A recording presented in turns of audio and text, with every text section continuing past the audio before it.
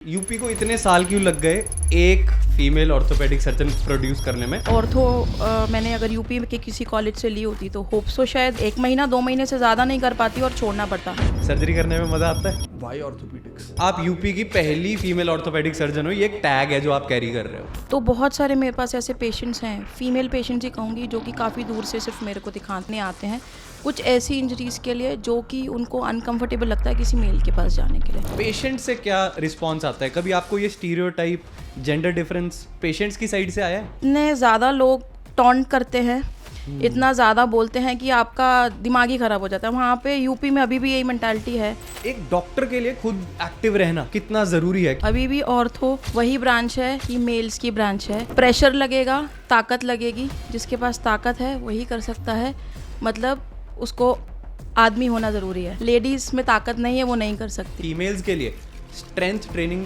Important क्यों है? कुछ ऐसे फ्रैक्चर्स होते थे जहाँ हमें लगता है कि हमें प्रेशर लगा के फ्रैक्चर को रिड्यूस करना है, तो मेरे सीनियर कहते थे तो पीछे हो जा, रूपाली को बुला दे। In India, it's a rarity to see a female orthopedic surgeon because the perception is if it is orthopedics then it should be a guy, right? कभी कभी प्रेशराइजिंग नहीं लगता कि ये टैग प्रेशराइजिंग है, या फिर आप मतलब you carry this tag as a symbol of proud? जैसे कोई सर्जरी के लिए हो तो पेशेंट पूछते हैं क्या आप ये सर्जरी कर लेंगे? मैंने कहा आपको कोई डाउट है? अगर आप एक ऑर्थो हो तो वर्कआउट आपको खुद हेल्प करेगा अपने पेशेंट को ट्रीट करने। अगर आप एक ऑर्थोपेडिक सर्जन ना होते तो आज क्या होते? यूपी इंडिया की सबसे ज़्यादा पॉपुलेटेड स्टेट है। 1000 मेल्स के अगेंस्ट 912 फीमेल्स हैं। फिर भी यूपी को इतने साल क्यों लग गए एक फीमेल ऑर्थोपेडिक सर्जन प्रोड्यूस करने में, या फिर किसी एक फीमेल को ही पहला स्टेप लेने में? यूपी के लोगों की मेंटालिटी अभी भी वो पुरानी वाली है कि जो लड़कियां हैं या जो लेडीज़ हैं वो चीज़ नहीं कर सकती जो जेंट्स करते हैं। अभी भी ऑर्थो वही ब्रांच है कि मेल्स की ब्रांच है।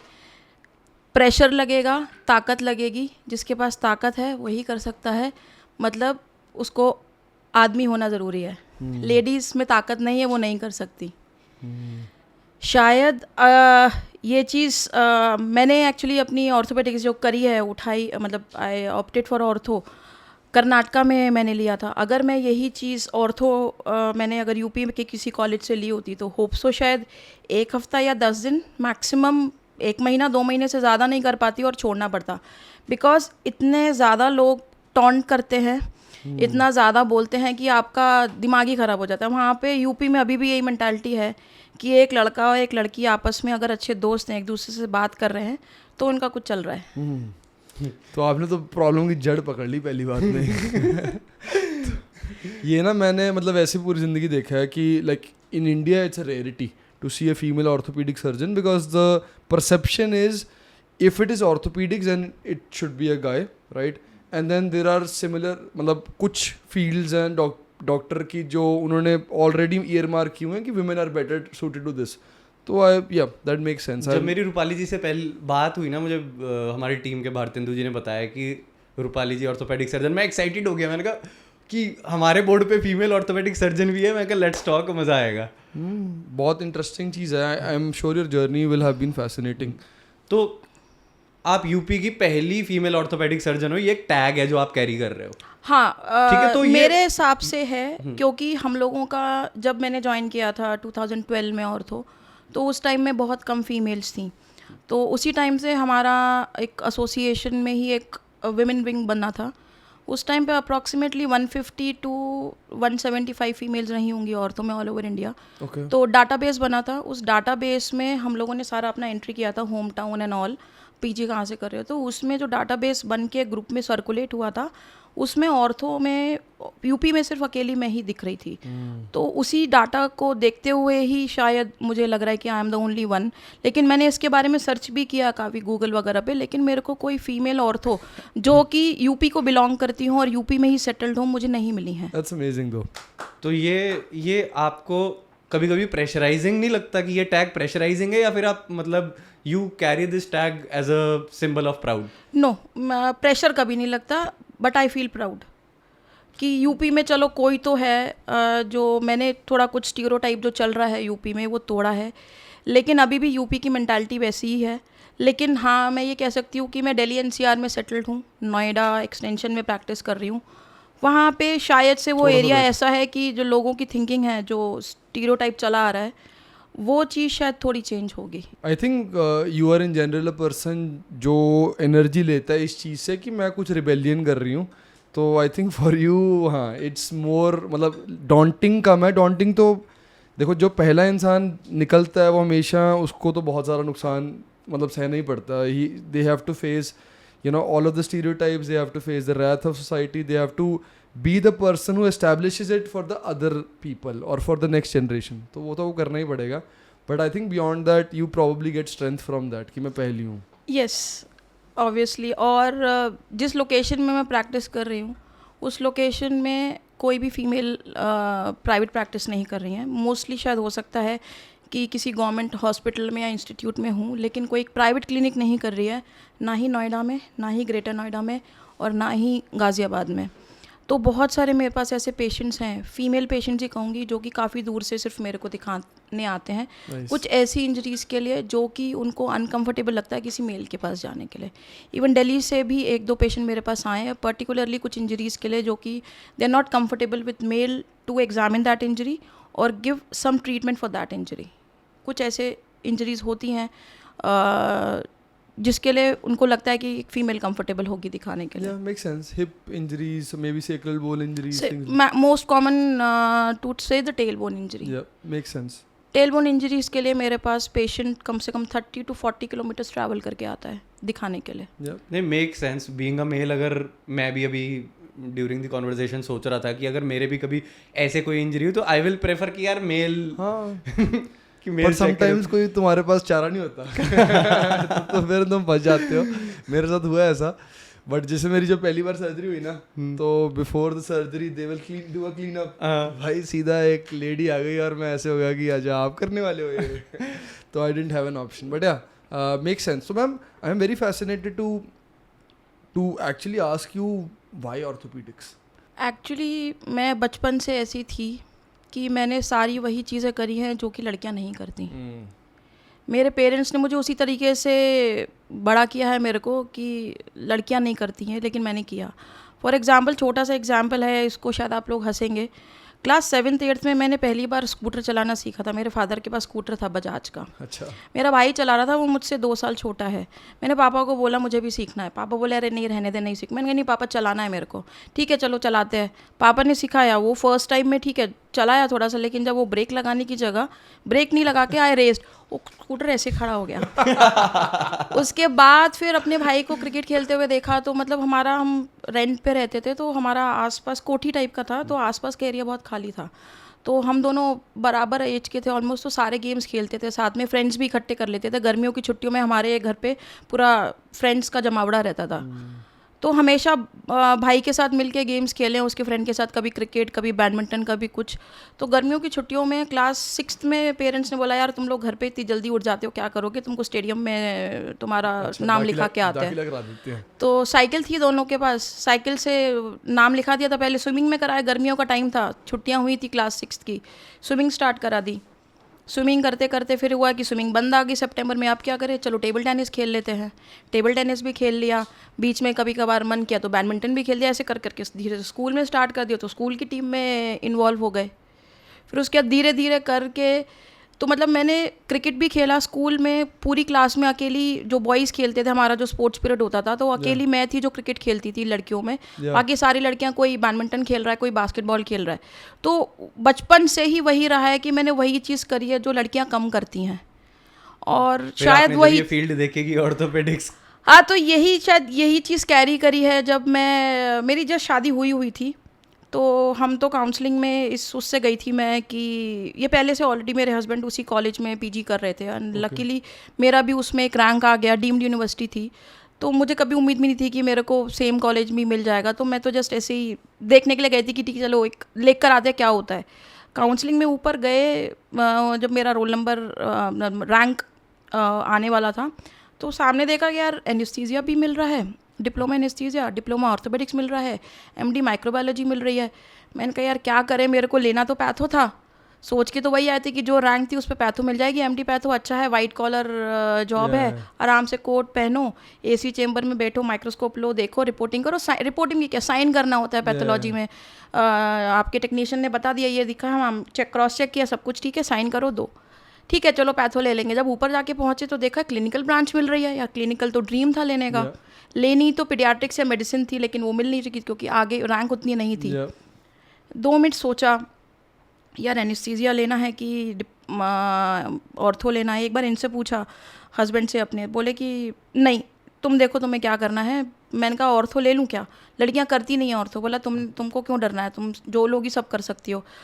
मैंने तुरंत अपनी मदर को फ़ोन किया, मम्मी ऐसा ऐसा है कि एनेस्थीसिया मिल रही है और ऑर्थो मिल रही है, लेकिन एनेस्थीसिया अगर मैं ले तो लूँगी तो हस्बैंड के साथ कॉम्प्लीमेंट्री ब्रांच नहीं है, उनको ज़रूरत नहीं होगी, मेरे को बाहर ही जाना पड़ेगा, लेट नाइट्स कॉल अटेंड करनी पड़ेंगी। इनसे हस्बैंड से डिस्कस किया, उन्होंने बोला कि अगर खुद का काम करना है, इंडिपेंडेंट करना है, अपनी मर्ज़ी के मालिक रहना है तो फिर ऑर्थो ही ज़्यादा बेटर है। फिर मेरी मदर ने उस टाइम पे मेरे को एक चीज़ बोली, तूने आज तक कोई ऐसा काम किया है जो चीज़ लड़कियां नहीं करती और तू वही करती है, तो इसमें क्यों सोच रही है? जब तक तूने बचपन से ऐसे किया है कि जो लड़कियां नहीं काम करती तूने अब किया तो अभी भी कर लेगी। मैंने कहा हाँ मम्मी आप बोल तो सही रही हो, चलो ट्राई मारते हैं। जाके गए, काउंसलिंग में बैठे, बोला क्या चाहिए? मैंने कहा सर डिप्लोमा ऑर्थोपेडिक्स चाहिए। कंफर्म है, लॉक कर दे उसको, डिप्लोमा एनेस्थीसिया भी अवेलेबल है। मैंने कहा नहीं सर नहीं चाहिए मेरे को, एक बार सोच लो। वहाँ साइड में थोड़ी देर जाके बैठ जाओ, डिस्कस कर लो पेरेंट्स से। और कौन आया साथ में? मैंने कहा सर हस्बैंड है, डिस्कस कर लो उनसे। मैंने कहा नहीं सर डिस्कस कर लिया, लॉक कर दूँ पक्का? पीछे और भी लड़के बैठे हैं तुम्हारे। मैंने कहा कि सर मुझे यही चाहिए। बोला पक्का ना? मैंने कहा हाँ सर। बोला ठीक है लॉक कर दो। लॉक करने के बाद जैसी सीट कंफर्म हुई, we were doing all the formalities की फ़ीस वगैरह भरनी है। पीछे आके बैठी थी मैं, 2 लड़के आके मेरे को पूछे आपने ऑर्थो लिया है? मैंने कहा हाँ। बोला ये हमारा नंबर है, अगर आप सेकंड काउंसलिंग में छोड़ना चाहो तो हमें कांटेक्ट कर लेना, हमको सीट लेनी है। मैंने कहा नहीं लेकिन मैं कंटिन्यू, अब तो नहीं छोड़ूंगी। मैंने कहा मेरे को तो कंटिन्यू करना है। अब बोले कि नहीं फिर भी आप देख लेना, अगर आपका मन हो सेकंड काउंसलिंग में कोई और आपको अच्छा ऑप्शन मिले तो आप हमसे कांटेक्ट कर लेना। मैंने कहा ठीक है। सारी फॉर्मेलिटीज़ करके हम लोग ऑडिटोरियम से नीचे उतर के आए। तो मेरे हस्बैंड ऑलरेडी उस कॉलेज में थे, तो और अच्छे मतलब फ्रेंडशिप है मेरे हस्बैंड की सभी डिपार्टमेंट से। तो मेरा ऑर्थो का ही सीनियर आया, इनका मेरे हस्बैंड का जूनियर था और मेरा सीनियर था। अच्छा आप उनकी वाइफ हैं? मैंने कहा हाँ। आपने ऑर्थो लिया है? मैंने कहा हाँ। बस उसके बाद पूरे कॉलेज में हल्ला हो गया कि मेरे हस्बैंड का नाम लेके कि उनकी वाइफ ने ऑर्थो उठाया है। और जब कॉलेज स्टार्ट हुआ तो हम दोनों के डिपार्टमेंट्स जो ओपीडीज थी वो आमने सामने थी, तो आधे से ज़्यादा पूरा कॉलेज जो पीजी वाले थे सब लोग ये सोचते थे कि हम लोगों की लव मैरिज हुई है, क्योंकि डिपार्टमेंट आमने सामने है। दोनों का जो होम टाउन है वो भी पास पास है, कोचिंग भी एक ही जगह से करी है, लेकिन आगे पीछे भाई क्योंकि वो सीनियर थे मेरे से। हमने बोला नहीं हमारी लव मैरिज नहीं है, हमारी अरेंज मैरिज है, प्रॉपर अरेंज मैरिज है। तो फिर उसके बाद से फिर मैंने कभी पीछे मुड़ के नहीं देखा। मेरे को जिस भी डिपार्टमेंट में मैंने जिस भी सिटी में ज्वाइन किया ऑर्थो, जहाँ भी जॉब किया, मेरे को सब कोऑपरेटिव लोग मिले। मतलब मेरे को हमेशा इनकरेज किया कि नहीं ऐसा कुछ नहीं है, तुम कर सकती हो। मेरे इवन बैचमेट्स भी थे, कुछ ऐसे फ्रैक्चर्स होते थे जहाँ हमें लगता है कि हमें प्रेशर लगा के फ्रैक्चर को रिड्यूस करना है, तो मेरे सीनियर कहते थे तो पीछे हो जा रूपाली को बुला दे। तो मैं वो तो मैं बड़े उस समय बड़े शौक से करती थी कि हाँ यार उसको हटा दिया, मुझे बुला रहे सर खींचने के लिए, ट्रैक्शन देने के लिए। लेकिन उस लड़के को कैसा लगता होगा कि यार मेरे को पीछे करके एक लड़की को बुला दिया। मैंने कहा यार छोड़ो यार उसको, वो लर्निंग जरूरी थी उसके लिए। मैंने कहा उसको छोड़ो, सोचने दो उसको जो सोच रहा है। लेकिन सर ने जब मुझे बुलाया तो मैं अपॉर्चुनिटी क्यों छोड़ूं? बिल्कुल। सर ने बुलाया, सीनियर ने बुलाया करने के लिए, तो मैं करूँगी। या मारी छोरियां छोरों से कम है के? ये बहुत बड़ा एग्जाम्पल है कि टैबू ब्रेक, टैबू सिर्फ एक बहुत थिन लाइन है between a taboo and being comfortable with it and growing with it. आपने टैबू तोड़ा, आपको सारे बहुत ही कोऑपरेटिव लोग मिले, राइट, सपोर्ट मिला। I think the upbringing also helps. तो having a brother of the same age, तो बेसिकली आप हमेशा कम्पीट कर रहे हो हमेशा। नहीं कम्पीट तो नहीं किया अपने भाई के साथ में कभी भी, बस उसको उसके हराने जैसा हराने की भी नहीं, उसके साथ नहीं, हम दोनों एक जैसे ही हैं। हाँ बट एक दूसरे की हेल्प करनी है यार, ये नहीं हो रहा ये कर दे, वो मुझसे कह रहा है ये नहीं हो रहा ये कर दे, अच्छा ठीक है ये कैसे करेंगे, ये कैसे करेंगे। That's a very unique relationship. हम तो अपने भाइयों झगड़े भी खूब हुए हैं दोनों भाई बहनों में। जो सेम या सिमिलर एज के भाई बहन होते हैं ना, उनमें हमेशा, बिकॉज आप not only competing for your parents affection ठीक है, कि मेरे ज़्यादा नंबर आएंगे तो मुझे ज़्यादा वो मिलेगा, मैं तेरे से।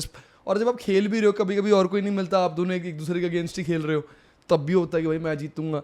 तो आई थिंक, और उनके दोस्त रहे होंगे खेलने वाले, तो अब उनके साथ घुल मिल के, तो I think that upbringing also. साथ में बहुत खेले हम लोग बचपन में, मतलब एग्जाम चल रहा है, मम्मी 10 मिनट में आ रहे हैं, दोनों लोग गए, बैट बॉल लिया, 10 मिनट खेला, मूड फ्रेश आ गया, वापस आके बैठ के पढ़ना स्टार्ट कर दिया। एग्जाम के भी पहले, even during my pre boards 10th के 12th के तैयार प्रिपरेशन के टाइम में, पीएमटी में भी मैं मतलब कभी भी इस माइंड से नहीं खेली कि कल पेपर देना है, रिलैक्स करना है अपने आप को, जो पुराना साल का पढ़ा हुआ है पूरे साल का वही काम आएगा। तो जितना ज़्यादा अपने आप को रिलैक्स रहोगे उतना बेटर है। तो मेरा भाई भी वो तो कहता मम्मा पतंग उड़ा के आता हूँ मैं, 10 मिनट पतंग उड़ा के आ रहा हूँ, फिर खेलने बैठ, फिर पढ़ाई करूँगा। तो क्या एकेडमिक बैकग्राउंड से मतलब आपकी family, like doctor? No, my mother अभी तो रिटायर होगी, she was a government teacher, okay, and my father he retired from a bank as a senior branch manager. Okay, तो अभी तो दोनों लोग रिटायर हो चुके हैं। तो प्रॉपर 9 to 5 वाली फैमिली? Proper 9 to 5 family. मेरी मदर ने जॉब काफ़ी लेट स्टार्ट किया, बिकॉज घर देखना था। तो जब मैं क्लास 8th में आई हूँ तब उन्होंने अपना बीएड किया। ओके, मतलब 7th क्लास में थी तब बीएड किया, 9th में मतलब 8th में आई तब उनकी फर्स्ट जॉब लगी, and I was in class 10 तब उनकी परमानेंट जॉब लगी। तो आपके लिए भी ये बहुत बड़ा एग्जांपल, यू नो, इन बच्चे ने होश और आवाज़ में देखा है अपने माँ को पढ़ते हुए एंड देन काम करते हुए। एंड उसके बाद मेरे फादर का ट्रांसफ़र हो गया था जब मैं क्लास 11th या 12th में थी, एंड मेरी मदर ने अकेले मेरे को, मेरे भाई को पूरा घर भी सेटल करना, बच्चों को भी देखना, खुद की जॉब भी करना, फादर आ रहे हैं तो उनका भी देखना, इवन हमको पढ़ाई से डिस्टर्ब ना हो तो उन्होंने स्कूटी भी चलानी सीखी कि नहीं मैं चलाऊंगी। तो हीरो पुक आया करती थी उस टाइम पे, तो उन्होंने वो सीखी कि नहीं मैं घर के काम खुद करूँगी। ये मैंने तो उनको देख के, अपनी मदर को देख के कि हाँ ऐसे भी कर सकते हैं, तो वही चीज़ मैं अभी शायद कैरी कर रही हूँ। मेरे भी है कि नहीं अपना प्रोफेशन भी करना है, घर भी देखना है, अपनी डॉटर को भी संभालना है, फैमिली को भी देखना है, अपना प्रोफेशन भी नहीं छोड़ना है। लाइफ ऑफ नहीं कर सकती है भाई। हाँ? ये औरतें ही कर सकती हैं, हमारे बस का नहीं है। मतलब ये सुपर पावर हमारे पास तो है नहीं। सेम चीज़ मैंने अपने मदर को करते हुए देखा, लाइक क्योंकि सी आज की जनरेशन ये चीज़ समझ ही नहीं सकती, बिकॉज आज की जनरेशन को ये चीज़ें ऑप्शंस मिलती हैं। My mother did not have that option, maybe your mother also. 19-20 साल की उम्र में शादी होगी, तो everything they had to do was after marriage, while taking care of kids, while saying कि यार ओ नहीं मैं मुझे भी लाइफ में कुछ करना है, राइट। तो वो चीज़ बहुत यूनिक है, आज के लोग नहीं ये समझ सकते कि यार while taking care of 10 things on a daily basis कैसे आप पढ़ाई करके एक अपना भी इंडिपेंडेंट करियर बना सकते हो। That's amazing. तो props to your mother for that and setting that example. और मेरा ना ये बिलीफ है कि जो आपके घर का माहौल है ना उससे काफ़ी कुछ फ़र्क पड़ता है। जैसे हमारे घर का माहौल क्या था कि कोई 9 to 5 नहीं कर रहा था, ठीक है। मेरे फादर अपना ही कुछ ना कुछ काम करते थे, मतलब जो भी काम अवेलेबल है, कोई कभी कोई काम छेड़ दिया, कभी कोई काम छेड़ दिया।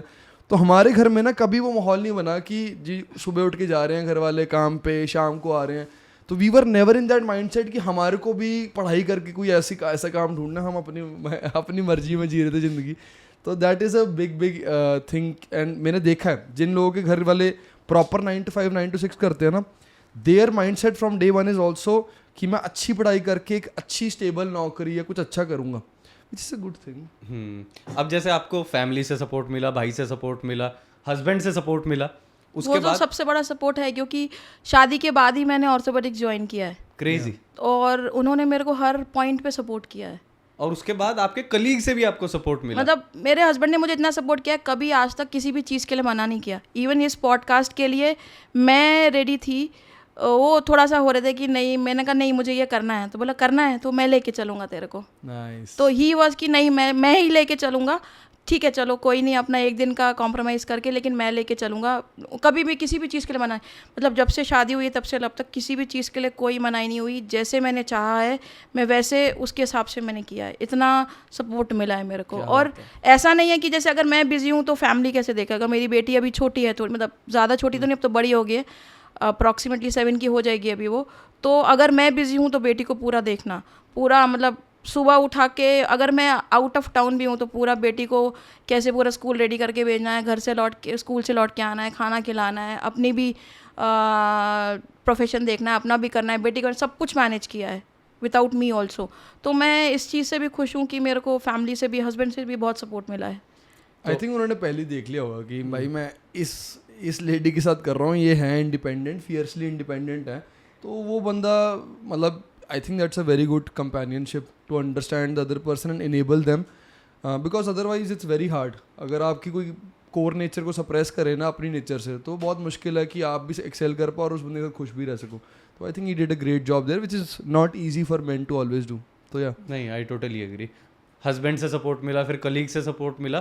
पेशेंट से क्या रिस्पॉन्स आता है? कभी आपको ये स्टीरियोटाइप, जेंडर डिफरेंस पेशेंट्स की साइड से आया है?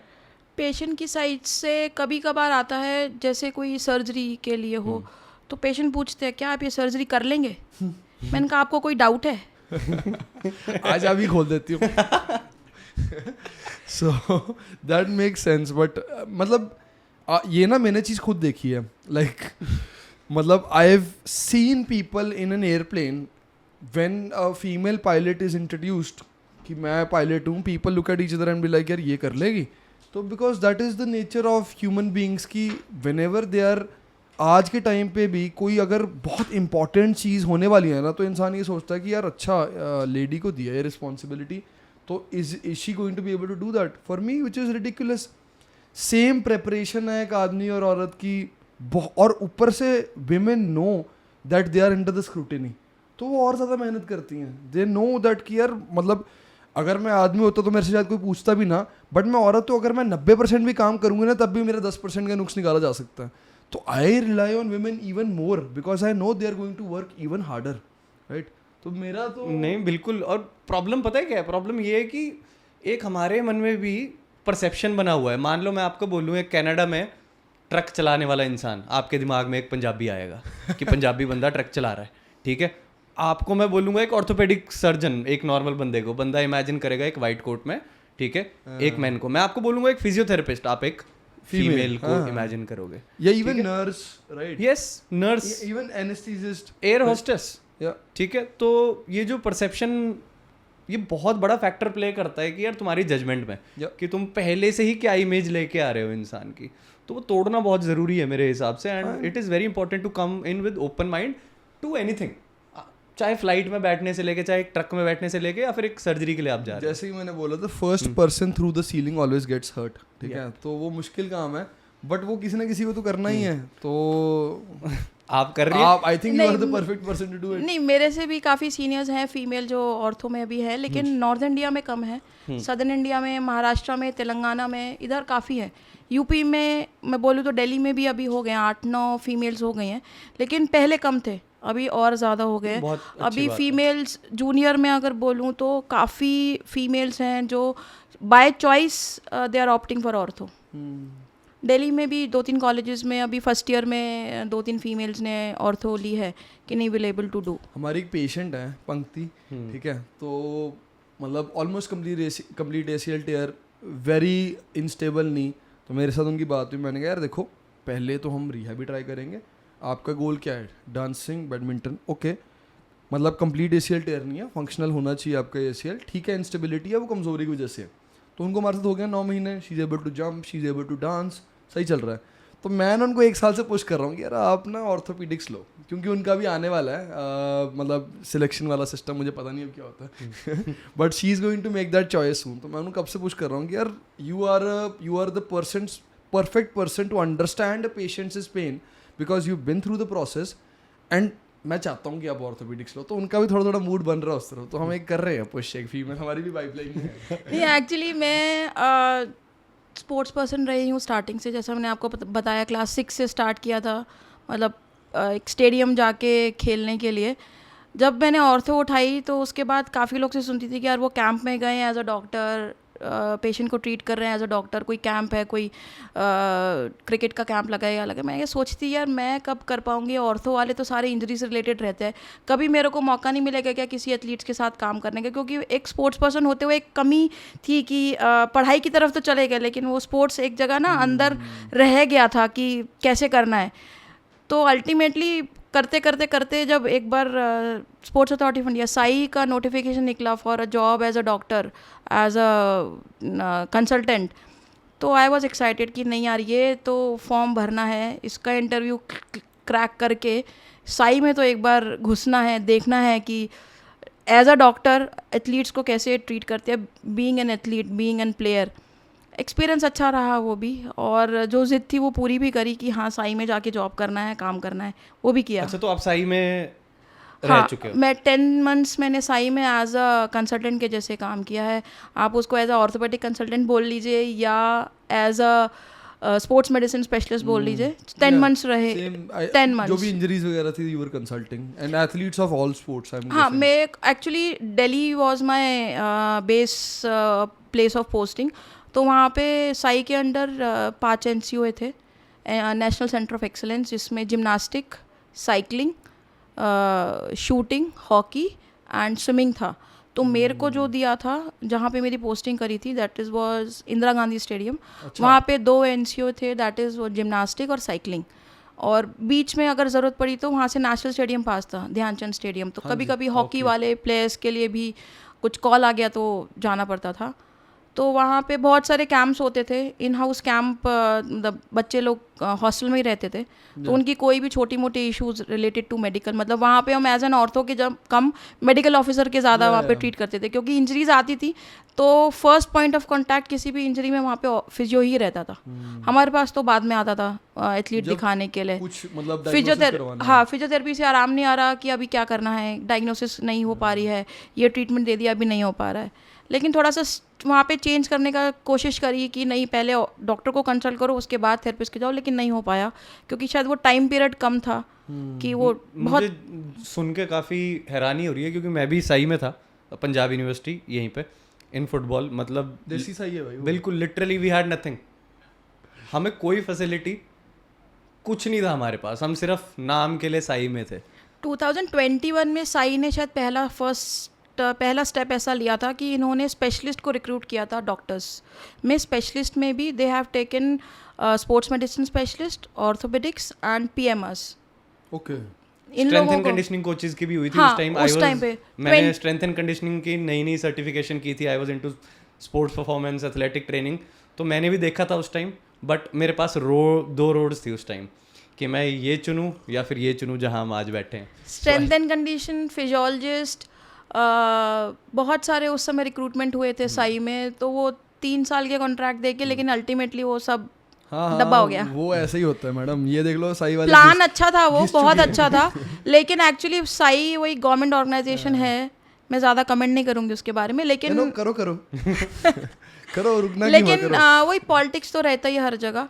प्लस उसके अलावा जो पहले का चला आ रहा है प्रोटोकॉल, वही चल रहा है। लोग बाग कुछ अच्छे हैं वहाँ पे जो करना चाह रहे हैं अच्छा हो। मैम यहाँ ना देखो, अच्छा हो भी रहा है, सब कुछ एक सिस्टम के गुलाम है, ठीक है, सिस्टम सेम रहता है, सबको उसका गुलाम रहना पड़ेगा, सिर्फ बीच के मोहरे बदलेंगे, ठीक है। और जो मोहरा बाहर जाके कुछ करने की कोशिश करेगा वो सिस्टम से निकाल वो मोहरा बदल दिया जाएगा। मतलब मैं उस सिस्टम का ही विक्टिम हूँ एक, ठीक है। तो चीज़ें मे बी ओरिजिन से निकलती रही होंगी कुछ। साई कोई नाम के लिए तो नहीं बनाई हुई थी, है ना, फंडिंग निकल रही है, पर हम तक तो कुछ नहीं। एक बार बस ट्रैक सूट, निक्कर और जूते पहुँचे होंगे 3 साल में एक बार। नहीं, अभी तो जब मैं थी साई में, तो जो नेशनल सेंटर ऑफ एक्सीलेंस में जो बच्चे इन्होंने रिक्रूट कर रखे थे, मतलब उनको पूरा स्टाइपेंड भी प्रॉपर मिलता था, हर साल उनको पूरी प्रॉपर किट मिलती थी, बच्चों का पूरा खाना पीना हॉस्टल में रह के, और खाना हम लोग भी कभी कभार मंगाते थे, जैसे घर से नहीं लाए हैं तो मेस से पे करके खाना ले लिए, तो खाना भी बहुत हेल्दी डाइट रहती थी बच्चों के हिसाब से, पूरा न्यूट्रिशियस डाइट, पूरा उनका पढ़ाई का मुझे नहीं पता कि क्या था वहाँ पे, वो स्पॉन्सर होता था कि नहीं होता था, लेकिन उनका पूरा खर्चा, वहाँ रह रहे हैं तो पूरा साई उठाता था।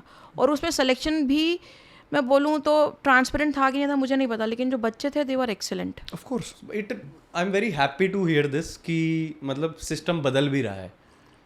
तो यार वही है, कोई भी ना सरकारी प्रोग्राम पायलट होता है तो they start because they get good funding basis कि हम कुछ खतरनाक करने वाले हैं।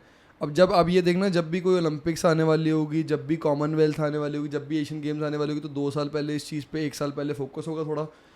अब यार 2 साल में ये बंदे तो हो नहीं पा रहे हैं तुम्हारे ओलंपिक्स के लिए तैयार, ठीक है, इनको तो बहुत टाइम लगेगा, but they will always take steps a couple of years before, because उस टाइम पे जो टॉप एथलीट्स हैं उनको भी टॉप फैसिलिटीज़ दी जाएंगी, and then they will be like what about the grass roots, तो वो थोड़े ग्रास रूट्स में भी पैसे फेंकेंगे। But as soon as that system ends, हम 1-2 मेडल ले लेते हैं, 1-2 मेडल ही आते हैं हमारे, उसके बाद फिर से काम ठंडा हो जाता है.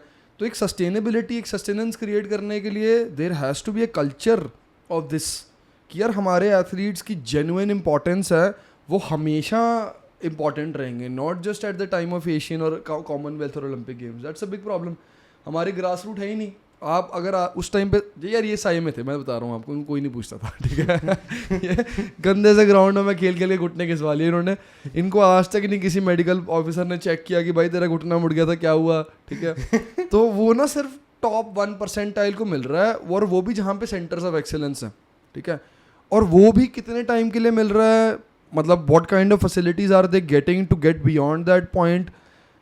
लॉट ऑफ क्वेश्चंस, लेयर्स बहुत ज्यादा हैं, बहुत और layers जो ऊपर की लेयर्स में जो दिख रहा है वो बिक रहा है, और हमारे जैसे जो नीचे थे वो धक्के खा रहे हैं. तो आप खुद स्पोर्ट्स में थी, इंजरीज हुई हैं आपके? डेफिनेटली. कौन कौन सी इंजरीज हुई हैं? बहुत बार हुई है. टेल बोन इंजरी हुई है, एंकल स्प्रेन हुआ है, लिगामेंट इंजरी हुई है नी में, अच्छा, मेनिस्कल इंजरी हुई है, इवन फ्रैक्चर भी हुआ है नी में. आप तो सब कुछ ही, ऑर्थोपेडिक सर्जन तो सर्जन बनने से पहले ही सब कुछ करा के आई हैं. सर्जरी तो तब हुई थी, फ्रैक्चर तब हुआ था, उसके बाद सर्जरी, फर्स्ट सर्जरी जो मेरी हुई थी लाइफ की, वो ऑर्थोपेडिक्स बनने के बाद ही हुई थी. अच्छा, तो क्या मतलब 26-27 years of age, something like that, 27-28, मतलब 2014 के अराउंड था. अच्छा, इवन लेटर देन दैट, ठीक है. तो मतलब कैसे हुई इंजरी आपकी? मैं हम लोगों का एक प्रैक्टिकल एग्ज़ाम था, डिप्लोमा ऑर्थोपेडिक्स का फाइनल एग्ज़ाम के पहले प्रैक्टिकल था. तो मैं हॉस्टल से निकल के, हम जितने भी 4 फ्रेंड्स थे, चारों का एग्ज़ाम था, तो सोचा था कि साथ में कंबाइन में बैठ के जॉइंट स्टडीज़ करेंगे. नेक्स्ट 2 दिन बाद प्रैक्टिकल था, तो लाइब्रेरी में असेंबल होना था चारों लोगों को मिलके डिस्कशन करने के लिए. हॉस्टल से जस्ट निकली थी, एक्टिवा जस्ट स्टार्ट करी, 50 मीटर भी नहीं गई होंगी, सामने से एक स्पीड में बाइक आई और उसने मेरी एक्टिवा को ठोक दिया. मैं सीधा नीचे गिर गई, और गिरते ही मुझे लगा कि मेरा कुछ पैर में फ्रैक्चर हो गया है, मैं अब खड़ी नहीं हो सकती. और इतना नहीं हुआ कि फ़ोन उठा के किसी को कॉल करूँ, वहाँ से एक जा रही थी कार, मैंने हाथ दे के रोका, रोको रोको, मेरे लग गई है. तो देखा कि वो मेरा ही बैचमेट था, but he was an MS candidate. मैं बोला यार रोको गाड़ी, मेरे को लग रहा है मेरा पैर फ्रैक्चर हो गया, इमरजेंसी से कॉल करो. इमरजेंसी जस्ट हॉस्टल और हॉस्पिटल के बीच में जस्ट एक रोड थी, इधर हॉस्टल था और उस तरफ इमरजेंसी थी हॉस्पिटल की. मैंने बोला आज कौन कॉल होगा, अच्छा मेरा वो फ्रेंड होगा, उसको कॉल करके बुलाओ, स्ट्रेचर लेकर आओ, मुझे हॉस्पिटल जाना है, मेरे पैर में कुछ हो गया है.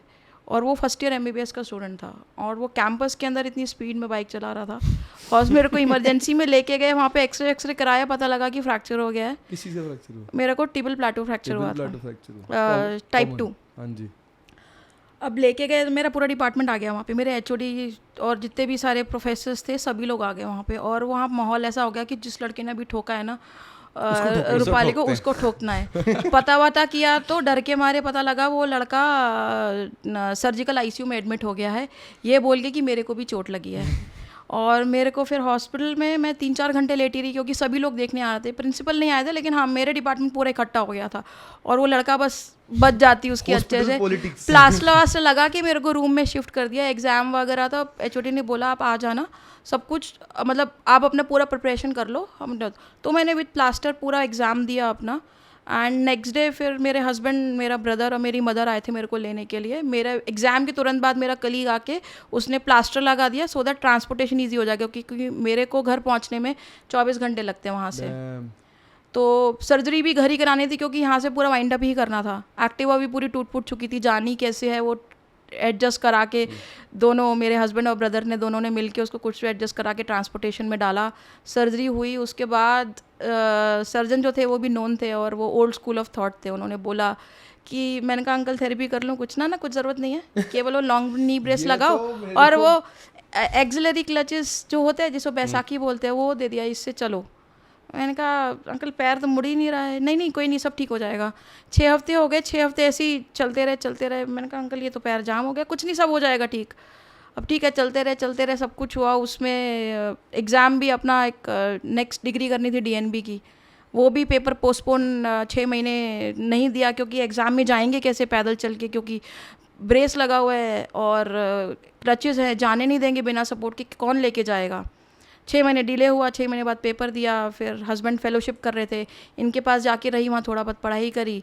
फिर उसके बाद नहीं यार अब तो देना है, चाहे कुछ भी हो जाए, पेपर वेपर करके वॉक करके तो जाना है, एटलीस्ट एग्जाम में बैठ के पेपर देना है एंट्रेंस का। एंट्रेंस एग्जाम दिया, ठीक ठाक ऑल इंडिया रैंक आ गई, पता था कि हाँ जो चाहूँगी वो मिल जाएगा जहाँ पे। अल्टीमेटली लिया, हस्बैंड ने बहुत कोऑपरेट किया कि हाँ जो चाहिए, जिस सिटी में चाहिए उस सिटी में लेना। मैंने कहा मेरे को चूज़ कर लिया था, मुझे दिल्ली नहीं चाहिए, मैं हूँ आगरा से, लेकिन दिल्ली नहीं चाहिए था मेरे को दूर जाना था, अच्छी जगह पे जाना था। एंड जो भी इंस्टीट्यूट लिया मैंने, रूबी हॉल क्लिनिक लिया मैंने DNB करने के लिए पुणे में। Okay, nice, good place. मैंने कहा नहीं मेरे को मेट्रोपॉलिटन सिटी में जाना है, लेकिन दिल्ली नहीं जाना है और उधर हैदराबाद वगैरह नहीं जाना है। तो ठीक है, अपनी चॉइस से लिया, अच्छे से किया वहाँ पे। फिर वहाँ पे जब जाके डिपार्टमेंट देखा तो ऑर्थो का डिपार्टमेंट ही अलग था। फिजियोथेरेपी डिपार्टमेंट जाके देखा, यार ऐसा फिजियोथेरेपी डिपार्टमेंट ऐसा भी होता है। फिर जो मेरे गाइड मिले, मैंने उनको सबसे पहले कंसल्ट किया। मैंने कहा सर ऐसे ऐसे मेरे को फ्रैक्चर हुआ है, मेरी नी पूरी मुड़ती नहीं है, मैं तो शायद भागना ही भूल गई हूँ, मतलब तेज स्पीड में चलना क्या, मैं तो भाग ही नहीं सकती सर कभी। सर ने एग्जामिन वगैरह किया, बोला कि अभी थीसिस, जैसे ही हम PG ज्वाइन करते हैं तो हम लोगों को थीसिस का प्रोटोकॉल वगैरह देना होता है। सर बोले वो सब कर ले, उसके बाद एक बार देखते हैं तेरे को। तो वो सारा 2-3 महीना लगा, वो सब सबमिट वगैरह किया, सर को एग्जामिन कराया। सर बोला एक MRI रिपीट करा लेते हैं, फिर देखते हैं क्या। MRI रिपीट कराया, टाइटेनियम का इम्प्लांट डाला था तो MRI रिपीट हो गया था, थोड़ा सा आर्टिफैक्ट्स आए थे लेकिन नी में दिख गया।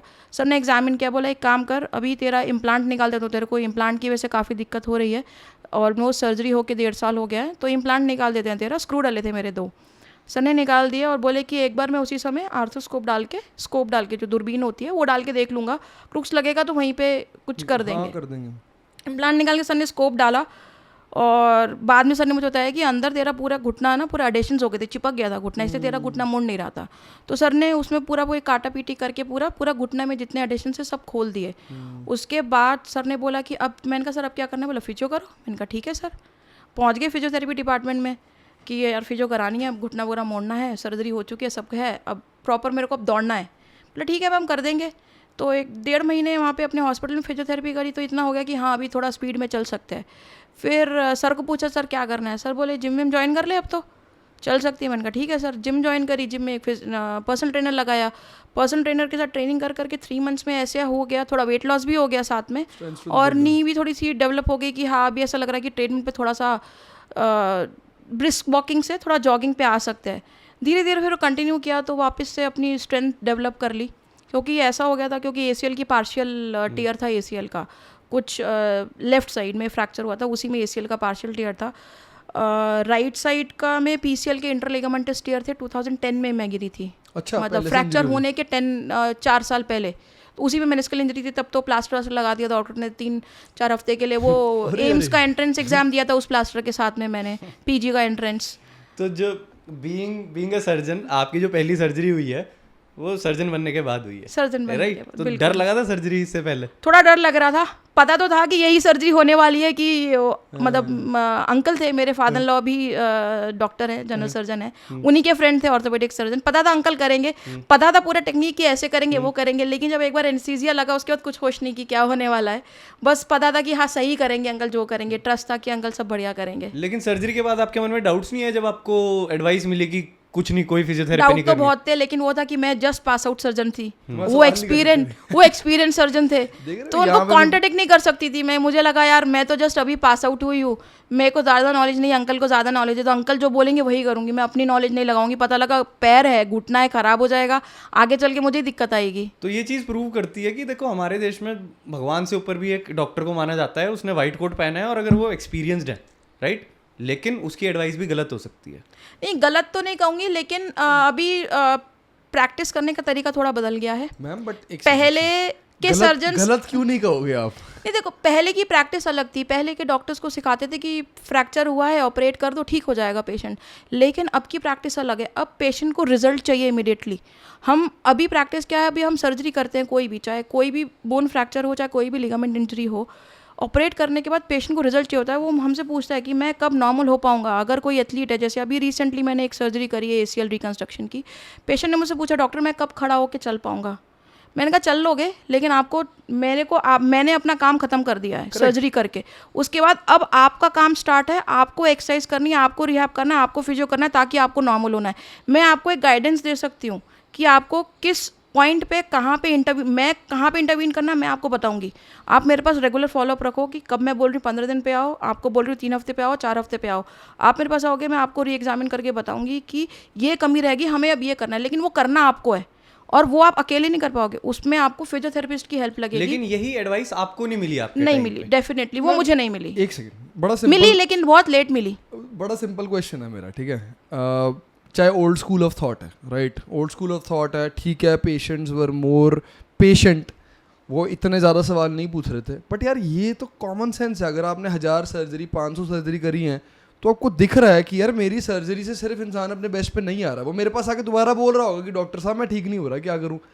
तो यार मतलब आज के टाइम पे भी आप जिसको old school of thought categorize कर रहे हो ना, मैं बोलूँगा आज के टाइम पे भी 60 से 70% सर्जन यही एडवाइस दे रहे हैं। मेरे साथ रोज लोग कॉल पे आके ये बात बोलते हैं कि मुझे तो सर्जन ने बोला कोई दिक्कत ही नहीं है, बस हो जाएगा सेट अपने आप। यार कैसे अपने आप सेट हो जाएगा? जो मैं तो नहीं बोलती किसी को, आप नहीं बोलते? मैं किसी को नहीं बोलती। मैंने कहा देखो मेरा भले चाहे कोई भी, फॉर एग्जांपल ACL इंजरी लेते हैं, इसमें 3 ग्रेड की इंजरी हो सकती है। Interligamentous tear, second is partial tear and third is complete tear. अब कंप्लीट टेयर का कोई पेशेंट मेरे पास आया, मैं तो उसको स्ट्रेट अवे बोलूँगी यार सर्जरी करा लो। अगर कोई आपको कमिटमेंट कर रहा है कि बिना सर्जरी के आप अपना ACL ठीक कर लोगे, वो नहीं होगा, ठीक है। आप रिहैब करके अपनी मसल्स को स्ट्रेंथ कर लोगे ताकि ACL का जो काम है वो थोड़ा सा किसी और पे डिस्ट्रीब्यूट हो जाएगा। लेकिन आप बोलो कि ACL ठीक हो जाएगा, वो नहीं होगा। हाँ, अगर पार्शियल इंजरी है तो मैं डेफिनेटली बोलूँगी you should give a try of a rehab of physiotherapy कि हाँ रिकवर नहीं होगा ACL, लेकिन काफ़ी हद तक आपकी जो डेली रिक्वायरमेंट है, जो आपको करना है, एक्टिविटीज़ करनी है, वो प्रॉपर हो जाएंगे। और ग्रेड 1 की इंटरलिगामेंटस टियर में तो सर्जरी की ज़रूरत ही नहीं होती है। Ma'am even high grade partial tears हम लोगों को रोज़ रिटर्न टू स्पोर्ट लेके आते हैं, रोज़, राइट। तो मतलब मेरा इस घुटने में 12 साल से ऑलमोस्ट कंप्लीट ACL टेयर है। मैं पूरी दुनिया में खेल रहा हूँ इसके साथ, मुझे कभी भी इंस्टेबिलिटी नहीं आई, ठीक है। तो एबिलिटी बॉडी की बहुत खतरनाक है, right. If you build the right strength, if you train the right mechanics, आपकी जो ACL की फंक्शनैलिटी है बहुत चीज़ों से सप्लीमेंट कर सकते हो। डेफिनेटली वो तो है, वो है ही है। तो वही है, वो टारगेट फोकस वही है कि आपकी रिक्वायरमेंट क्या है। मेरे पास 2 पेशेंट आए हैं, फॉर एग्जांपल आप ही आए, आप एक एथलीट है, आपकी रिक्वायरमेंट ACL इंजरी के बाद कुछ और होगी कि you want to return to sports. एक बंदा आया है मेरे पास, उसकी भी सेम आपके जैसी इंजरी है, लेकिन उसकी रिक्वायरमेंट क्या है कि मैं डेली रूटीन अपने कर लूँ, वॉक पे चला जाऊँ और अपना ऑफिस का डेली रूटीन कर लूँ, उठने बैठने मुझे कोई तकलीफ ना, कोई मेरे को लैक्सिटी ना आए। तो अगर बोलूँ कि एथलीट है, आपकी रिक्वायरमेंट अलग है, तो हो सकता है सेम चीज़ आपके लिए हो कि यार आप सर्जरी करा लो। वो पेशेंट की रिक्वायरमेंट ही वो नहीं है कि उसको इतनी स्टेबिलिटी चाहिए हो कि उसको कुछ एजिलिटी टेस्ट देना है या अपनी कुछ स्ट्रेंथ डेवलप करनी है। तो ठीक है, आपको नहीं करानी सर्जरी, मत कराओ, लेकिन आप रिहैब तो कंटिन्यू करो। जैसे ना मेरा स्कूल ऑफ थॉट इसमें पता कि हमेशा क्या रहा है कि अगर इंसान मेरे पास आके ये बात भी बोलता है ना कि मुझे कुछ एक्टिव नहीं करना, तब भी मैं एटलीस्ट इस पॉइंट तक हर इंसान को लेके जाना चाहता हूँ कि आप एटलीस्ट जॉग कर पाओ। दैट्स बेयर मिनिमम, बिकॉज आपको लाइफ में कभी ना कभी उस चीज़ की जरूर पड़ेगी। ना भागना एक चॉइस होनी चाहिए। हाँ, बट होने एबिलिटी होनी चाहिए, चॉइस है तुम्हारी, नहीं भागना भाई। तो हर इंसान को मैं ये बोलता हूँ, मेरे पास इतने लोग आके बात बोलते हैं ना कि सर मेरे को तो कुछ खेलना नहीं। मैं बोलता हूँ भाई ना खेलना हो, कभी ना कभी तू कुछ ना कुछ जरूर करेगा। तू किसी की शादी पे नाचने की कोशिश करेगा, तू हाइक पे जाने का तेरा मन करेगा, तू अपने बच्चे के पीछे भागेगा। तेरे पास इतनी एबिलिटी होनी चाहिए कि तू फोर्स अब्जॉर्ब, फोर्स प्रोड्यूस कर सके और तेरे को जॉगिंग में तेरे मैकेनिक्स अच्छे हों। बिल्कुल ठीक है, और वो कंप्लीट ACL टेयर के साथ भी 100% हो सकता है। मतलब मैं तो, मेरा ये, अगर आपने अभी लैचमैन कर लिया तो आप हंस जाओगे कि ये क्या है, ये तो पूरा बाहर आ रहा है। But I play every sport except football, ठीक है। अच्छी बात है, फुटबॉल मत खेलो, फुटबॉल मत खेलो भाई, ऐसे बिना ACL के, ठीक है, सुसाइड है। तुम बहुत तगड़े हो। हाँ ठीक है, तो I am smart enough, my knee is doing good, मैं पेन फ्री हूँ, मेरी रेंजेस क्रेजी हैं। और जो अमीन बात कह रहा था ना कि भागना हर किसी को आना चाहिए 100%, एंड इट्स कभी भी जरूरत पड़ सकती है। मैं एक मेन प्रॉब्लम ज़्यादा कंसिडर करता हूँ। आदमियों का क्या सीन होता है कि चाहे कुछ ना कर रहे हो, लेकिन एक दिन ना अंदर से उठ जाता है भाई कि आज तो सबके अंदर सचिन है ना भाई, ये कुछ कर देना, आज तो भाई मैराथन भाग आएगा, ये कराएगा, वो कराएगा। और जिस दिन करने जाते हैं उस दिन काम दोबारा हो जाता है। दूसरी साइड में फीमेल्स को मैंने क्या देखा है, वो इतनी ही ओवर थिंकिंग और इतनी ही डरी हुई होती है, वो कुछ करते ही नहीं है, ठीक है। मोस्ट ऑफ द टाइम्स दोनों केसेस सुसाइड है। हाँ 100%, बोथ केसेस। तो जैसे ना आपकी एक बात आपने बड़ी सही बताई कि मैं जैसी सर्जरी करती हूँ ना, आई थिंक दैट्स द एक्सपीरियंस। तो मैं जैसे हमारे साथ ना पिछले पॉडकास्ट पे डॉक्टर जयमान आए थे, तो we were having this discussion कि यार कितना ज़रूरी हो गया है कि the doctor you go to is a person who also works out or actually understands rehabilitation, right? Because only a person who actually workouts or understands the process will give you good advice. ठीक है, वो कितनी ज़रूरी चीज़ है. मैं surgeon से और कुछ एक्सपेक्ट ही नहीं करता. मैं सर्जन से एक्सपेक्ट करता हूँ कि वो अपना काम बहुत अच्छी तरह से करेंगे, which I know is years of preparation. You guys are brilliant at that. But surgery के बाद अगर इंसान को ये भी बोल दिया जाए ना कि भाई ये तो शुरुआत है, तेरे को बहुत ज़्यादा काम करना पड़ेगा, हल्की में ना लियो, प्रॉपर फिजिकल थेरेपी करिए, जब तक सब कुछ नहीं कर पाएगा तब तक रिटर्न टू एक्टिविटी ना करियो. बिल्कुल, that is great advice. The person will always remember that advice. You have done your part. 75% people don't do that. मेरा तो हर पेशेंट के साथ यही रहता है. चाहे मैं मतलब इवन किसी अनडिस्प्लेस्ड फ्रैक्चर के लिए मैंने अगर प्लास्टर लगा दिया है पेशेंट को, या कुछ छोटा सा प्रोसीजर भी किया है, फॉर एग्जांपल कुछ भी, चाहे वो स्टेरॉइड लगाना हो, चाहे वो PRP GFC लगाना हो, चाहे वो HA भी लगाना हो, मेरा पेशेंट को रहता है देखो मैंने अपना काम अभी इस पॉइंट के लिए आपके लिए अपनी तरफ से काम कर दिया है, आप पेन फ्री हो जाओगे, आप ये हो जाओगे, लेकिन इसके बाद का काम आपका स्टार्ट है. जैसे इवन बैक एक सिंपल सा लेते हैं, बैक एक बहुत कॉमन इशू है. पेशेंट आया बैक के साथ इतना कि पेशेंट बेड से उठ नहीं पा रहा है, कुछ नहीं कर पा रहा है. पेशेंट को ट्रीटमेंट कर दिया, इतना कर दिया कि पेशेंट खड़ा होकर क्लिनिक पे आराम से चल के आया है एंड वॉकिंग फाइन. मैंने देखो मैंने अपना काम ख़त्म कर दिया है, इसके बाद आपका काम स्टार्ट है. आपको स्ट्रेंथिंग एक्सरसाइजेस करनी है. बैक की मसल्स इतनी ज़्यादा वीक हैं कि दोबारा से ये इंसिडेंट ना हो. आराम से हो सकता है. तो ये वापस हो सकता है फ्रीक्वेंटली. उसके लिए आपको फिट रहना है, उसके लिए आपको स्ट्रेंथिंग एक्सरसाइजेस करनी है, अच्छे थेरेपिस्ट से मिलना है ताकि आप एक्सरसाइज कंटिन्यू करो. क्योंकि थेरेपिस्ट बहुत सारे हैं ऐसे मार्केट में जिनको कुछ नहीं पता, जस्ट एक बेसिक 2-3 चीज़ें पता है, हर पेशेंट को बस वही सिखा देते हैं. ये पेशेंट को असेस भी नहीं करते कि उस पेशेंट की रिक्वायरमेंट क्या है, कहाँ वीकनेस है, कौन सी मसल वीक है, कौन सी मसल स्ट्रांग है, हमें फोकस किस पे करना है. करेक्ट. और परफेक्ट बात बोली आपने. ये मतलब जेन्युइनली मैं हर कॉल पे ना इतना फ्रस्ट्रेट हो जाता हूँ कि यार जो लोगों ने तुम्हें ट्रीट किया है उनको बेसिक कॉमन सेंस नहीं है कि अगर लोअर बैक पेन है तो यार मैं चेक कर लूँ, ग्लूट हैमस्ट्रिंग टाइट होगी, ठीक है, ग्लूट वीक होगा, हिप मोबिलिटी गंदी होगी, कोर वीक होगी, ये तो कॉमन सेंस है. साला उसकी एक्सरसाइज ही करवा दो यार, वो भी नहीं हो रही है. इससे ना मुझे एक बड़ा इंटरेस्टिंग सवाल दिमाग में आया. डू यू नॉट थिंक कि जो हमारी कंट्री में ऑर्थोपेडिक सर्जन्स बन रहे हैं, they should get a little bit of education on musculoskeletal pain also? Definitely. Do you think कि ये बहुत बड़ा एक ब्लैक बॉक्स है जो अभी एड्रेस नहीं हो रहा है? बिल्कुल होना चाहिए. क्योंकि हम लोग जब ज्वाइन करते हैं PG तो हमें बस ये रहता है कि सर्जरी सर्जरी सर्जरी सर्जरी. हर चीज़ सर्जरी नहीं होती है औरतों में. Everything is not surgery. Surgery के अलावा भी बहुत सारी चीज़ें हैं. जितने भी लड़के हैं मैंने देखा है औरतों में, जो मेरा एक्सपीरियंस है कम से कम 13-14 साल का औरतों में, मैंने ये देखा है लड़के जितने भी हैं औरतों में सब सर्जरी के पीछे भागते हैं. सर्जरी नहीं करी तो कुछ नहीं किया. यार बिना सर्जरी की भी बहुत सारी चीज़ें ठीक होती हैं औरतों में. और औरतों में सिर्फ फोर्स नहीं है, मतलब खींचातानी नहीं है, हमेशा दिमाग भी है, अंडरस्टैंडिंग. या आपको टेक्निक भी लगानी है. इवन OT ऑपरेशन के टाइम में भी हमें टेक्निक लगानी पड़ती है. यार ये चीज़ ऐसे नहीं हो रही तो ये चीज़ ऐसे ट्राई कर सकते हैं. मेरे को एक बहुत सीनियर सर्जन 2-3 बार मैं उनसे मिल चुकी हूँ, डॉक्टर तुली सर, 93 ईयर्स ओल्ड के हैं and he is the king of bone TB. He is in Delhi. बहुत ओल्ड एज है, अभी भी मिलते हैं कभी कभी कॉन्फ्रेंसेज में. वो जब मैंने ऑर्थोपेडिक्स ज्वाइन करी थी, 1-2 साल हुआ था मुझे ज्वाइन करे, सर मेरे को कॉन्फ्रेंस में ढूंढते हुए आए थे कि मेरे को पता लगा यहाँ पे कि एक फ़ीमेल ऑर्थो है. तो सर आए लंच के टाइम में, ही पैटेड माई बैक, मुझे बोला बहुत बढ़िया बेटा. मैंने कहा thank you so much sir. बोला है कि उनका एक स्टेटमेंट मुझे अभी भी याद है और शायद पूरी ज़िंदगी याद रहेगा. Ortho is not about force, it's about technique. और मैं वही चीज़ अपनी प्रैक्टिस में फॉलो करती हूँ कि ortho is not about force, it's about technique. Proper technique चाहे किसी भी चीज़ की हो.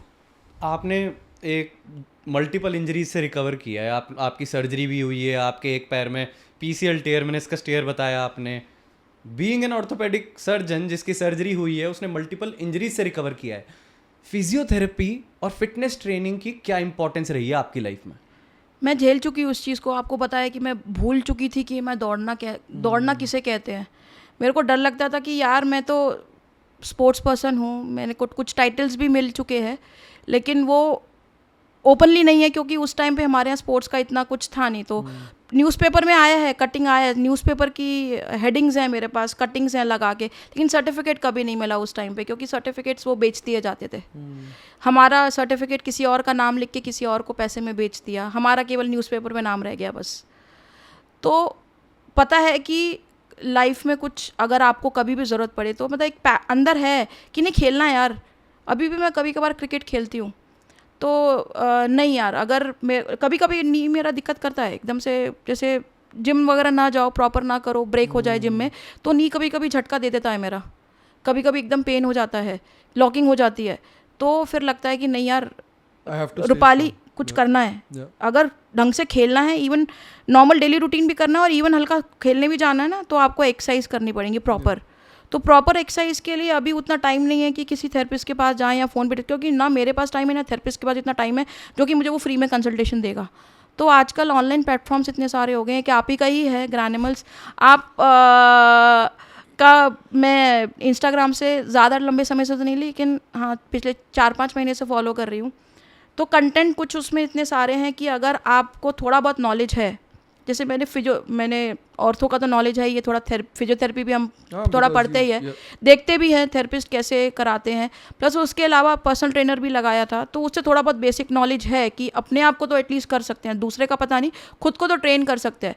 तो कुछ आप लोगों के अच्छे कंटेंट्स देख के तो इंस्पिरेशन मिलती, नहीं हम ये कर सकते हैं। तो अभी जाके आप जिम में आपको पता है कि आपकी वीकनेस क्या है, Correct. आपको दिक्कत क्या हो रही है, मुझे पता है कि मुझे क्या दिक्कत हो रही है, मेरे को इस पॉइंट पे ये चीज़ हो रही है, मेरी लॉकिंग हो रही है, मेरी बकलिंग हो रही है नी में, तो मैं ये एक्सरसाइज कर सकती हूँ। आप जो बता रहे हैं, आपका कंटेंट प्लस अपनी नॉलेज दोनों मिला के आई कैन डू कि हाँ मैं ये कर लूँगी।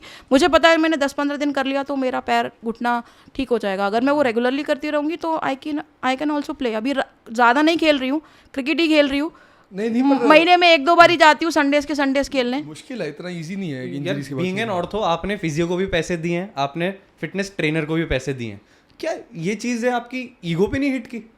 नहीं, ईगो पे हिट नहीं करी। मेरे को हर किसी से कुछ ना कुछ सीखने को मिला है, चाहे छोटा हो चाहे बड़ा हो, आपको सीखने को हर किसी से मिलता है। मैं इवन हॉस्पिटल में भी, जब तो मैं क्लिनिक में हूँ तो हॉस्पिटल तो कम ही जाना होता है जब सर्जरीज वगैरह होती, पेशेंट एडमिट होता है, लेकिन जब भी हॉस्पिटल में थी तो इवन एक वार्ड बॉय से और इवन जो झाड़ू पोछा लगाते हैं, तो हाउसकीपिंग जिसको हम आजकल बोलने लगे हैं, उनसे भी आपको कुछ ना कुछ सीखने को मिलता है। बिल्कुल। तो 100%. सीखना, आप बॉर्न हुए हो सीखने के लिए, और जितना ज़्यादा आप सीखोगे उतना ज़्यादा ही आप सामने वाले को कुछ बता के सिखा पाओगे। पॉइंट सारा वही है कि ईगो को अगर तुम छोड़ दो, क्योंकि आजकल पता क्या प्रॉब्लम हो गई है कि ये बोलने में शर्म आती है डॉक्टर्स को और ऑर्थोपेडिशियंस को कि यार हम फिजियोथेरेपिस्ट और स्ट्रेंथ एंड कंडीशनिंग कोचेस नहीं हैं। और ये शर्म वाली बात नहीं है यार, I think it's see there is a practice point too. जैसे आपने बोला ना कि स्पेशली मैंने देखा गाइज का सब कुछ, their identity is based on मैंने कितनी सर्जरी करी, that's the comparison. It's always कि किसका साइज, दैट सेम थिंग कि मेरा साइज ज़्यादा है वाली थिंग, राइट, कि मैंने ज़्यादा सर्जरीज करी हैं, because that's a guy thing. At the end of the day what I am seeing in the medical field is, आप किसी भी इंसान के पास जा रहे हो ना, चाहे उसको आपकी प्रॉब्लम के बारे में ढेला नहीं पता, उस now he is obliged to do something for you. तो या तो वो आपके 2-3 मशीनें लगा देगा, या आपको कोई इंजेक्शन लगा देगा, या आपको कोई दवाई दे देगा। क्योंकि मेरे पास बंदा है, मैंने 500 रुपये लेना है, 700 रुपये लेना, तो मुझे कुछ तो देना ही पड़ेगा। That is a big problem. Nobody is here to say कि यार देखो गाइस, तुम्हारे है घुटने में सिंपल पेन, ठीक है, मुझे लगता है कि शायद क्रॉनिक कॉन्ड्रोमलेशिया पटेला है, इसकी कोई सर्जरी नहीं होती है, कोई मैं तेरे को इंजेक्शन लगा नहीं सकता जिससे तेरा घुटना वापस रीजनरेट हो जाएगा, तू ना जाके फिजिकल थेरेपी कर ले, मेरे पास टाइम मत खराब कर। इसमें क्या खराब है? लाइक आप you are not going any, कुछ कम नहीं हो रहे हो, ऊपर से बंदा आपको दुआएं देगा, जब उसका शायद भला हो जाएगा वो बोलेगा कि यार वो डॉक्टर ने बड़ी सही एडवाइस दी थी। क्योंकि मेरे साथ वाला बंदा था, दोस्त था, वो तो चक्करों में घूमता रह गया, ये इंजेक्शन लगवा लिया, ये दवाई खा ली। मेरे पास genuinely ma'am, I am being very honest with you, I have 4 consultations a day, 4 में से 3 इंसान ना मुझे आके सर्जन को गाली निकालते हैं, डॉक्टर्स को गाली निकालते हैं कि यार इतना बेकार डॉक्टर था, मतलब मैं 4 बार चला गया, 1 बार MRI करवा दिया, 1 बार एक्सरे करवा दिया, 1 बार इंजेक्शन लगा दिया, 1 बार दवाइयाँ दे दी, कुछ ना कुछ दे के भेजा मुझे, बट मेरी सिचुएशन आज भी सेम है। यार उस टाइम में मैं ऐसे सोचता हूँ कि इज़ इट वर्थ इट? मतलब इंसान आपके पास आ रहा है एक उम्मीद लेके, you are there only hope, your job is not to keep them in the loop, your job is to guide them out of the loop.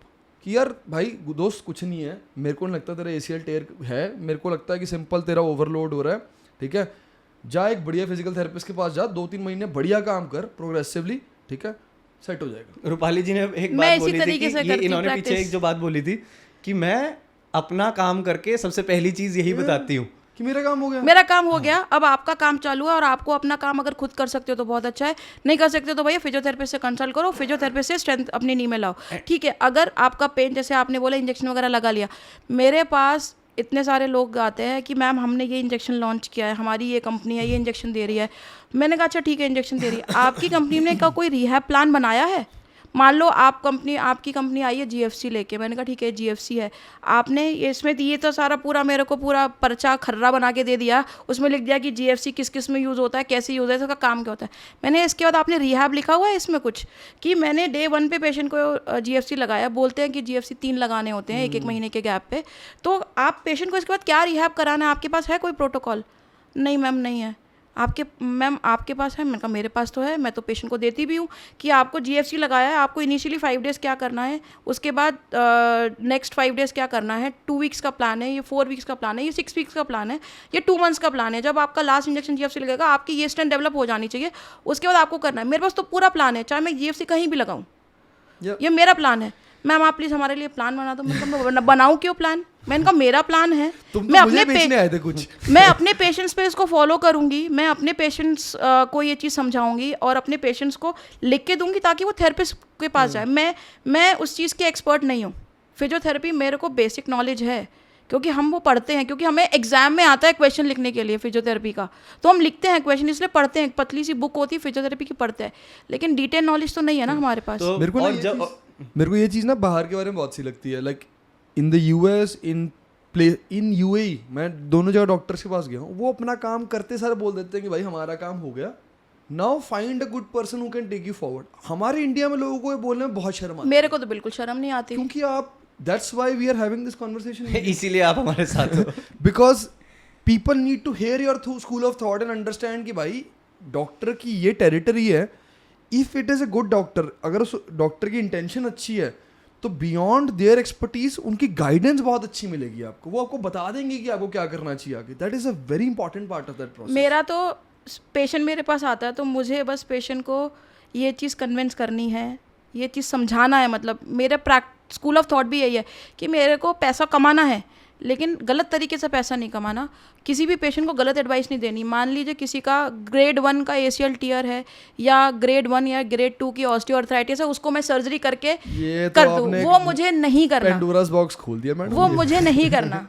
मेरे को उसको सही एडवाइस देनी है ताकि अगर आपका ग्रेड 1 का ACL टीयर है तो आप उससे रिकवर कर जाओ और आपका वो दोबारा री इंजरी ना हो, ठीक है। या आप उसी को इतना रिकवर कर लो कि आपको उससे दिक्कत ना आए कभी।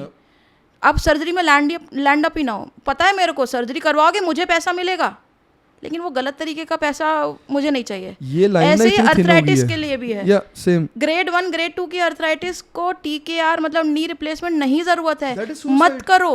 मत करो। पेशेंट का जो नेचुरल घुटना भगवान ने दिया है उसके घुटने में, उसको जितना लंबा चला सकते हो उतना लंबा चलाओ, मत करो सर्जरी। मुझे सर्जरी का कितना, आजकल हमारे टाइम में जब हम कर रहे थे PG तो शायद 2 लाख से स्टार्टिंग हुई थी, तब तो पैकेज है 3.5-4 लाख पहुंच गया, ठीक है। 3.5-4 लाख की सर्जरी आपका इंश्योरेंस है, आप करा लोगे, लेकिन उसके बाद का, सर्जरी के बाद का जो पेन होता है, जो थेरेपी होती है, जो आपने काटा है, सॉफ्ट टिश्यू भी तो काटा है आपने, सॉफ्ट टिश्यू काटने के बाद उसको सिला है, उसको वापस से नॉर्मल लाने के लिए कितना स्ट्रगल करना पड़ेगा पेशेंट को। कितने सारे मेरे नॉन पेशेंट्स हैं, रिलेटिव्स हैं, सर्जरी किसी और से कराएंगे, एडवाइस लेनी है तो मेरे पास आ जाएंगे। यार जब सर्जरी करानी थी तो उसके पहले ही पूछ लेते ना कि कराएं कि नहीं कराएं। मैम ये तो TKRs are selling like hot cakes, मतलब there is a friggin saying. पहले ऑर्थो में कहते थे कि trauma fracture is bread and butter of ortho, आजकल हो गया है प्लास्टी, मतलब hip replacement and knee replacement is bread and butter. वो नहीं है तो कुछ नहीं है ऑर्थो में, वो नहीं आता तो कुछ नहीं आता। मेरे को तो एक हॉस्पिटल ने जॉब देने से मना कर दिया कि नहीं हम आपको फुल टाइम नहीं रखेंगे बिकॉज आप इंडिपेंडेंट हिप रिप्लेसमेंट और नी रिप्लेसमेंट नहीं करते। मैंने कहा सर मेरी वो एक्सपर्टीज़ ही नहीं है तो मैं क्यों करूँ, नहीं फिर हम आपको जॉब नहीं दे सकते। मैंने कहा ठीक है सर कोई बात नहीं, मत दो, कोई और मिलेगा मेरे को। एक ऑर्थो का कार्ड ना बहुत ज़बरदस्त चीज़ होती है। अभी पिछले महीने का मैं एक डेटा बताता हूँ आपको। जैसे we get on consultation calls with people, ठीक है, if I am talking to 100 people, 30 of them will start training with us, ठीक है। 30 लोग हमें पैसा भर के हमारे साथ ट्रेनिंग स्टार्ट कर देंगे। तो पिछले महीने 60 में से 30% लोगों ने पैसा भरा मुझसे बात करके, they started training with us.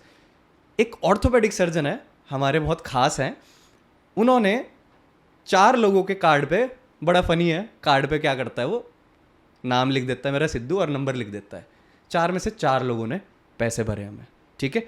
So the root क्या है इसका, जब जिस डॉक्टर के पास आप जा रहे हो, अगर वो आपको सही गाइडेंस दे देना, it will always outcomes are going. मैं आपको वही बोल रहा था, देखो if I have to create a flow for कि यार अगर कोई भी इंसान किसी भी इंजरी के बाद जाता है और उसकी सही रिकवरी हो जाए यार, जो हमारे सबका गोल होना चाहिए, like everybody should care only about that, कि मेरे पास एक पेशेंट आया, उसकी ज़िंदगी सुखद हो जाए।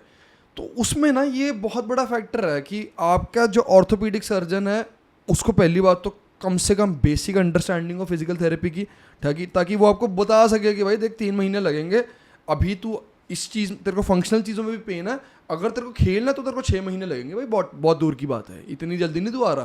पहली चीज़। दूसरी चीज़, इस बंदे के पास चला जाए, तेरे को सेट कर देगा, ठीक है। अगर सर्जरी नहीं चाहिए, राइट, अगर सर्जरी कर दी उसके बाद भी भाई 9 महीने लगेंगे, 12 महीने लगेंगे, इस बंदे के पास चला जा। If that happens, that right I would say guidance और that right information flow and that guiding to the right person, यार कोई भी इंसान एक लूप में फंसेगा ही नहीं। मेरे पास ऐसे ऐसे बंदे आते हैं जिनकी 6 सर्जरी हो चुकी है यार, घुटने की 6 सर्जरी। We are training a person right now, he is 34 years of age, ठीक है, निनाद उसका नाम, वो फिटनेस ट्रेनर है, he is had 6 surgeries and then he was advised in HTO, ठीक है, 7वीं HTO भी करवा लो भाई, क्योंकि घुटने तो खत्म है। मैंने कहा भाई पागल हो जाएगा, तेरे 5 साल में घुटने बदलने पड़ जाएंगे, तू किस रास्ते में पड़ा हुआ है, हमारे को 1 साल दे, लेट अस सी। मैम वो 3-4 महीने में दैट पर्सन वाज स्ट्रगलिंग, उसके घुटने में इतनी इंस्टेबिलिटी थी, today that person is functional, squat भी कर पा रहा है, सीढ़ी उतर चढ़ भी पा रहा है, घुटना स्टेबल है, क्योंकि स्ट्रेंथ बिल्डिंग इतनी ही ज़्यादा अंडर अप्रिशिएटेड और under, I would say misunderstood चीज़ है ना, वेरी पुअरली अंडरस्टूड। मैं 1000 एग्जाम्पल दे दूंगा, आप TKR की बात कर रहे हो यार, मेरे पास कोई इंसान आता है ना, उसको वो बोलता है कि हमें तो जी TKR बोलती है, मैंने कहा खड़े हो, उठने बैठने में दिक्कत नहीं है, नहीं जी, चल के दिखाओ, चलने फिरने में भी दिक्कत नहीं है, नहीं जी, सीढ़ी उतर चढ़ के दिखाओ, सीढ़ी उतरने चढ़ने में थोड़ी सी दिक्कत है। मैंने कहा मैडम आपको हम 6 महीने में ना बढ़िया सीढ़ी उतरने चढ़ने पे ले आएंगे, आपको कोई दिक्कत नहीं आएगी, आपके घुटने 10 साल चलेंगे। आपको किस बेवकूफ़ ने बोला कि आपको TKR करवाने की ज़रूरत है, मतलब they are destroying your life. आज आपको घुटना बदल देंगे, but what you said, the soft tissue injury, the time to recover from that pain, the understanding that you are at least 15-20 kgs overweight today, उसके बाद आपका सेडेंटरी पीरियड आएगा, आपको न्यूट्रिशन की कोई अंडरस्टैंडिंग नहीं, आपका वेट और बढ़ जाएगा, आपके नए घुटने भी नहीं चलेंगे 10 साल। बिल्कुल। तो आपकी तो हमने एक चेन ऑफ इवेंट सेट कर दी जो आपकी ज़िंदगी ख़राब कर देंगे, ख़त्म कर देंगे। Who is going to counsel the person on that? तो वही है कि just keep doing that what you are doing. मतलब हमारे देश को ऐसे ही डॉक्टर्स चाहिए कि डॉक्टर से अगर लिखा हुआ आ गया ना तो इंसान को फॉलो करना पड़ेगा। लेकिन वो स्टीरियोटाइप चेंज होने में टाइम लगेगा। लोग बाग अभी भी बहुत कंजर्वेटिव हैं हेल्थ को लेके। उनको लगता है कि हेल्थ तो बेकार चीज़ है, इसमें क्यों पैसा इन्वेस्ट किया जाए, इससे अच्छा ब्यूटी में खर्च करते हैं बाल सही कराते हैं, फेस सही कराते हैं, नेल्स एक्सटेंशन कराते हैं, लेकिन हेल्थ में खर्च नहीं करेंगे हम। ये काम आएंगी लाइफ में। मतलब जो चीज़ कुछ दिन चलेगी, 4 दिन आपने फेस सही करा लिया, मेकअप करा लिया, कुछ मेकअप तो 24 घंटे भी नहीं चलता बाल कलर करा लिए महीने भर चलेंगे, नेल एक्सटेंशन 1 महीने नहीं चलेगा।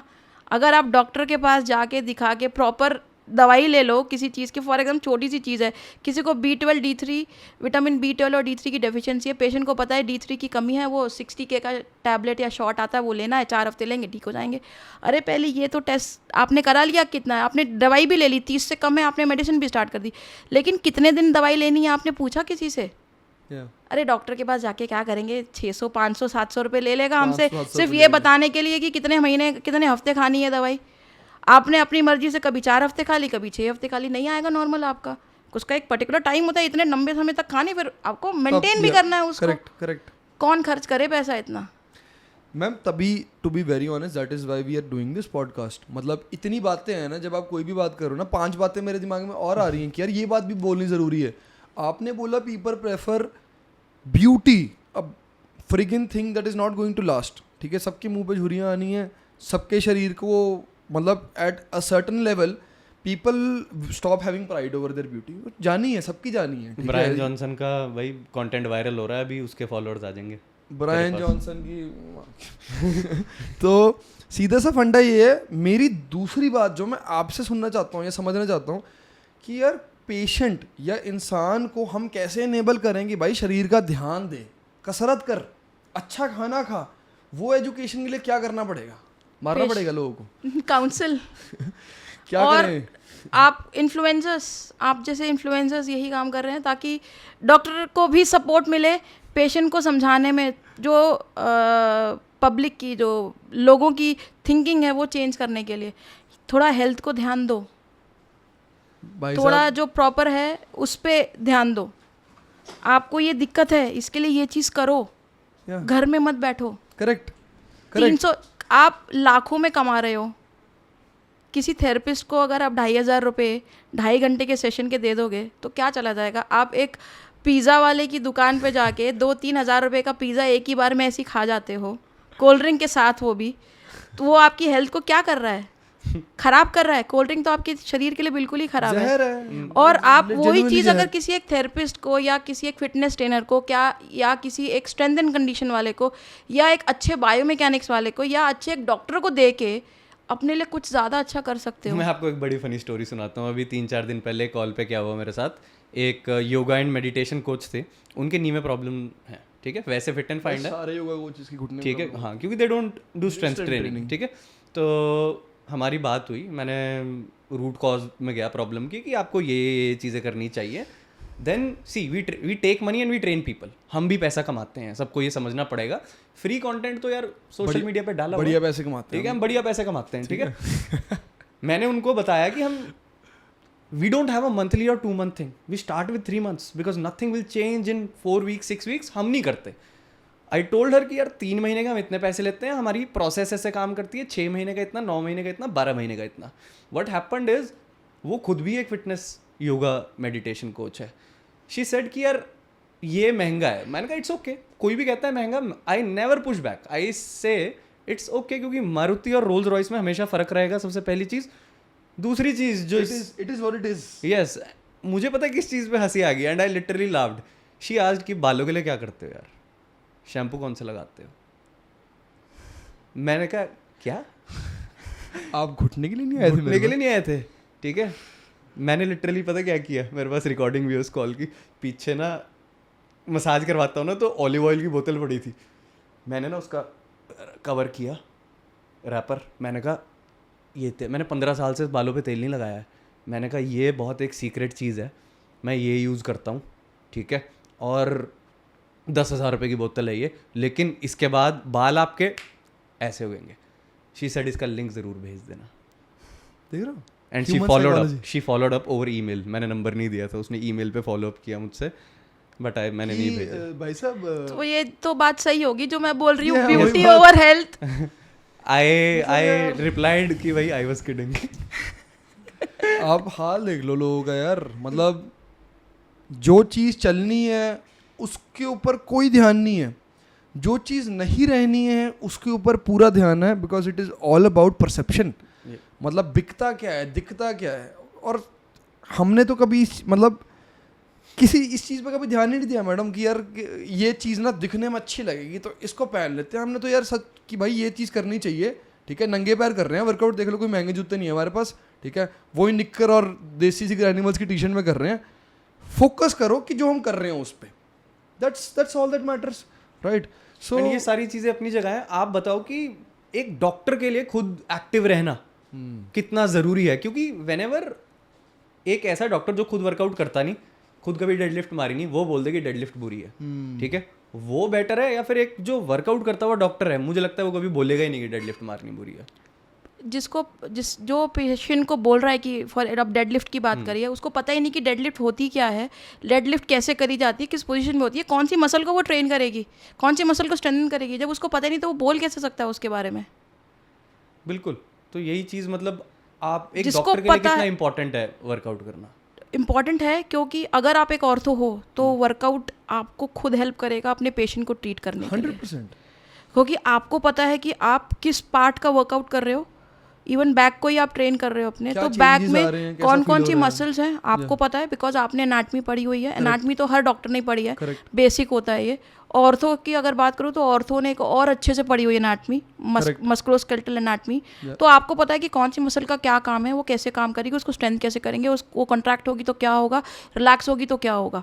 तो जब मैं वही चीज़ अपने वर्कआउट में भी लेकर आऊँगी, या मैं किसी स्ट्रेंथ एंड ट्रेनिंग वाले से ट्रेन करके मैं पूछूंगी कि अच्छा ये चीज़ करना है तो ये है, तो मेरी नॉलेज और उसके हेल्प से मैं उस तरीके से अपने पेशेंट को भी हेल्प कर पाऊंगी। You will level up, correct? मैं इवन ये चीज़ करती हूँ।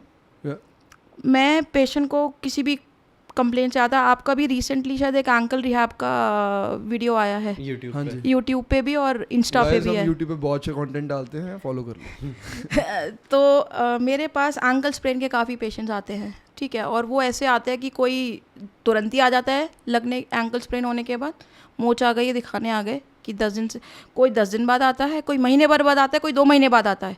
अल्टीमेटली मैं पेशेंट को बोलती हूँ देखो इसमें लगेगा 6 महीना, लेकिन मेरा काम है आपका दर्द कम करना।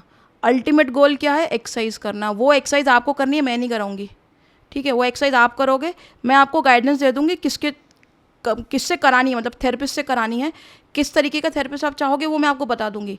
लेकिन मेरा काम है पहले इनिशियली आपका पेन कम करना, क्योंकि अगर पेन होगा आपको तो आप एक्सरसाइज नहीं करोगे। और आप मेरे को 10 गाली भी मारोगे, मेरे को बोलोगे कि डॉक्टर बहुत बेकार था, डायरेक्टली मेरे को इतना दर्द दे दिया, मैं तो दर्द 5% 10% दर्द के साथ गया, डॉक्टर ने मेरे को 50% दर्द दे दिया, मैं तो नहीं जाता, बेकार डॉक्टर है, कोई नहीं जाएगा उस डॉक्टर के पास। मैंने कहा मेरा काम वो नहीं है, मैं आपका दर्द कम करूँगी ताकि आप एक्सरसाइज कर पाओ। तो आपके जो एंकल रिहैब के हैं जो पेशेंट्स इनिशियली आए, थोड़ा पेन कम कर दिया उनका, उसके बाद मतलब 10 दिन में मैक्सिमम पेन काफ़ी हद तक कम हो जाता है। फॉर जो फिजिकल थेरेपी के अलावा भी जो फिजियोथेरेपी में मोडालिटीज़ होती हैं मशीन्स वाली, अल्ट्रासोनिक, लेज़र, ये सब करके मेडिसिन दे के कम किया। उसके बाद मैं आपके कंटेंट पेशेंट को लिंक शेयर करती हूँ। इंस्टाग्राम खोलिए, ग्रानिमल्स ओपन करिए, इसमें एंकल रिहैब का एक लिंक होगा, उसको खोलिए, उसमें देखिए एक्सरसाइजेज होंगी, वो आप करनी है। ये आपको जब तक करनी है जब तक आपका बिल्कुल पेन फ्री हो जाओ विदाउट मेडिसिन, तभी आप ठीक हो पाओगे। तभी आप मेरे को आके बोलना कि डॉक्टर मैं आज ठीक हूँ, मैं नहीं हूँ। मैं ना बड़ी फनी स्टोरी बताता हूँ। मेरे साथ ना एक पेशेंट ऑन बोर्ड हुआ है, वो मेरी एक यूट्यूब वीडियो देख के आया था लोअर बैक की। तो मैंने ना, मेरी क्या आदत है कि अगर मैं कोई वीडियो बना रहा हूँ ना, तो मुझे चाहे आधा घंटा लगातार बोलना पड़े, मैं सब कुछ बता दूंगा कि भाई जो सुनने वाला बंदा है ना उसका बहुत भला होगा, जो सुनने वाला नहीं है उसका तो कुछ नहीं कर सकता मैं, ठीक है। तो मैंने ना एक लोअर बैक की वीडियो डाली है 25 मिनट की, सब कुछ बता दिया उसमें, क्या क्या किसके क्या क्या रीज़न हो सकते हैं लोअर बैक पेन के, हर चीज़ की क्या एक्सरसाइज है। तो एक बंदा है मेरे पास, बहुत अमेजिंग बंदा, दानिश है, कानपुर से हूँ, ठीक है। तो उन्होंने बोला कि सर मैंने ना सब कुछ ट्राई किया लाइफ में, मेरा कोई भला ही नहीं हुआ। मैंने ना आपकी एक यूट्यूब वीडियो देखी, मैंने वो एक्सरसाइज करी, मेरी बैक की पेन ही चली गई। तो मुझे लगा कि यार ये इंसान तो समझता है इस चीज़ को। वो इंसान मेरे साथ कॉल पे आया, उसने हमारे साथ ऑनबोर्ड कर लिया, उसका बड़ा सही चल रहा, महीना हुआ है। कल मेरी उसकी फैमिली के साथ कंसल्टेशन थी, पूरी फैमिली के साथ, उनको सबको दर्द थी। तो through one video I might change 10 lives and through those 10 lives I might change 1000 lives, ठीक है। तो that is the power of content and the power of things done right, ठीक है। मतलब एक वीडियो, और मेरे साथ कल रात को भी एक इंसान आया एक यूट्यूब वीडियो देख के, मतलब इतने पावरफुल मीडियम है ना ये। अगर इंसान कुछ और नहीं, आप जैसे इंसान के साथ जाके सही बात समझ के सही कंटेंट फॉलो करके सही मेहनत कर ले, तो उसको शायद कभी भी इतनी सारी लूप से जाना ही ना पड़े, राइट। बट इच्छा चाहिए वर्कआउट करने। मैं रूपाली जी को भी बहुत, यस, अच्छी नीयत चाहिए, करेक्ट। बहुत पुश कर रहा हूँ इन्हें भी कि जो आप ये बातें बोल रहे हो, हमें हमारे देश को आपके जैसे और लोग चाहिए। और ये चीज़ें जब आप अपने कंटेंट में बोलोगे ना, देन यू एंड अस मिल के, मतलब we will change the world, we genuinely will, I am telling you. मतलब every day people are coming to me and saying कि यार, मतलब मैंने आपको 4 साल पहले डिस्कवर कर लिया होता तो मेरे साथ ये होता ही ना। मैंने कहा यार आप एक इंसान हो, मुझे पता है ऐसे दुनिया में करोड़ बंदे हैं जिनको हमारे बारे में पता ही नहीं है, अच्छी गाइडेंस ही नहीं मिल रही है। I will not talk about us, ठीक है, बट मैम हम अच्छी गाइडेंस क्यों दे पा रहे हैं? 2 रीज़न। जो एक रीज़न यही कि हमने सब कुछ छुड़वाया है, समझ आती है कि यार ऐसे नहीं होगी रिकवरी, ठीक है। और दूसरी चीज़, खुद एक्सरसाइज करते हैं। मेरे से कोई इंसान आगे पूछता कि आपके पास कोई डिग्री है, मैंने कहा नहीं भाई, मैं तो कॉलेज ड्रॉप आउट हूँ, मैं तो 12वीं पास हूँ, ठीक है। मेरे पास डिग्री सिर्फ इस चीज़ की है कि मैंने हर एक एक्सरसाइज करी इस डेस्परेशन से कि क्या पता इस एक्सरसाइज से मेरे घुटने को बेटर फील हो। और जब जिस एक्सरसाइज से बेटर फील हो, मुझे समझ आ गया कि अच्छा यार ये वाला मसल हुआ इससे तगड़ा, और ये वाले मसल की वजह से ना घुटने में मेरे लोड कम आया है। That is through working out. So that cements the position कि यार as a healthcare professional of any sort, it is very important that you understand the intricacies of what you're preaching. जब तक आपको नहीं पता कि मेरे मसल को, इस मसल को ट्रेन करके मुझे ऐसा फील होता है, तब तक आप किसी इंसान को कैसे गाइड कर दोगे? बिल्कुल, doesn't make sense to me. तो जो लड़कियां स्पोर्ट्स या फिर सर्जरीज की फील्ड में आना चाहती हैं, आप क्या मैसेज देना चाहोगे उनको? मैं उनको यही कहूँगी कि जो मेरे को बोला था सर ने कि फोर्स के पीछे मत भागो, और ऑर्थो स्पोर्ट्स के बारे में, फोर्स के बारे में नहीं है, टेक्निक के बारे में है. तो अगर आप ऑर्थो लेना चाह रहे हो, कोई भी लड़की जो अभी पीजी की तैयारी कर रही है या कोई एमबीबीएस की तैयारी करके ऑर्थो में आने की सोच रही है, तो अभी सब कुछ खुला हुआ है. आओ, एक्सपीरियंस करो, मज़े लो, बहुत बढ़िया ब्रांच है. ठीक है. और हम स्ट्रेंथ ट्रेनिंग की बात कर रहे थे, स्पेशली फीमेल्स के लिए स्ट्रेंथ ट्रेनिंग इम्पॉर्टेंट क्यों है? स्ट्रेंथ ट्रेनिंग इम्पॉर्टेंट है क्योंकि अगर कोई फीमेल इवन घर में भी है, हाउसवाइफ भी है, तो उसको फॉर एक लेते हैं कि जस्ट अभी डिलीवरी हुई है, तो उसको अपने आप को भी कैरी करना है, बेबी को भी कैरी करना है. ठीक है, तो उसको अपने आप को हेल्दी रखना पड़ेगा, अपने स्ट्रेंथ ट्रेनिंग उसको भी करनी पड़ेगी, बिकॉज उसको बेबी का है, वेट ही तो है. अगर हम बेबी को एज अ बेबी तो है ही है, साथ में उस बेबी में वेट भी है. उस वेट को उसको उठाना है, एड लोड है वो. अगर उसकी खुद की मसल स्ट्रांग नहीं होंगी, चाहे वो कोई भी हो, चाहे वो बैक की हो, चाहे वो नेक की हो, चाहे आर्म्स की हो, चाहे लेग्स की हो, तो उसको स्ट्रेंथ ट्रेनिंग की तो ज़रूरत है. उसको भी एक नॉर्मल हाउसवाइफ को भी ज़रूरत है. 100%. लेकिन फीमेल्स का आपने देखा है ज़्यादा इंक्लाइंड रहता है towards cardio, Zumba and yoga. I am not against these things, ठीक है, लेकिन जब भी कंपैरिजन की बात आती है ना यार, मेरे लिए तो स्ट्रेंथ ट्रेनिंग यहाँ है, बाकी सब बात में आता है. Let's do an analysis, right? Research has shown that resistance training is more effective at burning calories than Cardio, yes. Okay. Research has said that women of all ages, like you said, especially women getting older, strength training is non-negotiable. क्योंकि ma'am मेरे पास ज़्यादातर patient किस चीज़ के आते हैं अब? कॉन्ड्रोमलेशिया पटेला, ठीक है. Women mostly between the age of 28 to 40, ठीक है. Women who are either right now very sedentary because मतलब काम कर रही हैं, बहुत sedentary हैं, वेट बढ़ा हुआ है, या women who are early postpartum, right? Because they gained a lot of weight, they are very weak, the body has been through a traumatic experience, body बहुत weak हो रखी है, वेट बढ़ रखा है. रिसर्च बोलती है 1 किलो भार आपके शरीर का 4 से 5 किलो भार पड़ता है कोई घुटनों पे डेली लाइफ में. डेफिनेटली. तो अगर आप 60-70 किलो के हो रखे हो इस टाइम पे, आप 350 किलो प्रेशर डाल रहे हो अपने घुटनों में, टांगों में जान है नहीं, घुटने घिसेंगे, राइट? तो ये कैसे हम, how can we put this information out even better कि women, for you strength training is non negotiable. If you want to have a good quality of life where your joints are healthy, where your, and ma'am menstrual cycle, menopause, everything affects your bones and joints. Hormonal cycle पूरा disbalance हो जाएगा तो आपकी body में भी changes दिखने लगेंगे. Even जैसे मेनोपॉज के बाद भी बॉडी में ईस्ट्रोजन कम हो जाता है, and females are prone for osteoporosis. क्यों? बिकॉज ईस्ट्रोजन एक अपना काम कर रहा है, वो बॉडी से आपके कम हो गया, तो उसका जो इफेक्ट है वो बॉडी में कम होगा, आपकी बॉडी वीक होगी, बोन्स वीक होंगी. तो उसको स्ट्रॉन्ग करने के लिए आपको कुछ तो करना पड़ेगा ना, बैठे तो रह नहीं सकते ना. मतलब प्लीज प्रीच, क्योंकि मैं जैसे ना I always give people my mother's example. My mother obviously raised a couple of kids, went through menopause. Right now if you look at her, if you meet her, she's somebody who's lifting crazy weights, बहुत very passionate about that, very healthy, very fit, looks very young as a result of that. ठीक है, it's all a result of strength training. मतलब उन्होंने पूरी ज़िंदगी योगा की है पर उनके फिर भी घुटने दुखते थे. जब से स्ट्रेंथ ट्रेनिंग कर रहे हैं, भागते भी हैं, वेट भी उठाते हैं, डांस भी करते हैं, सब कुछ करते हैं. स्ट्रेंथ ट्रेनिंग इंपॉर्टेंट है. स्ट्रेंथ ट्रेनिंग में मसल को ही तो ट्रेन कर रहे हैं हम. मसल को आपकी बॉडी के वेट के हिसाब से ट्रेन कर रहे हैं. मसल को ट्रेन नहीं करेंगे, मसल्स तो वीक हो ही जाएंगी. जितनी ज़्यादा वीक होंगी आपके बोन्स पे उतना ज़्यादा इफेक्ट पड़ेगा. जितना ज़्यादा आपने मसल्स को स्ट्रॉन्ग किया है अपनी, जितना ज़्यादा आप मसल्स को स्ट्रॉन्ग करेंगे, आपके जो भी जॉइंट दुख रहा है या जो भी मसल दुख रही है उतना कम दुखेगी. तो मसल को स्ट्रेंथ कैसे करेंगे? स्ट्रेंथ ट्रेनिंग से ही करेंगे.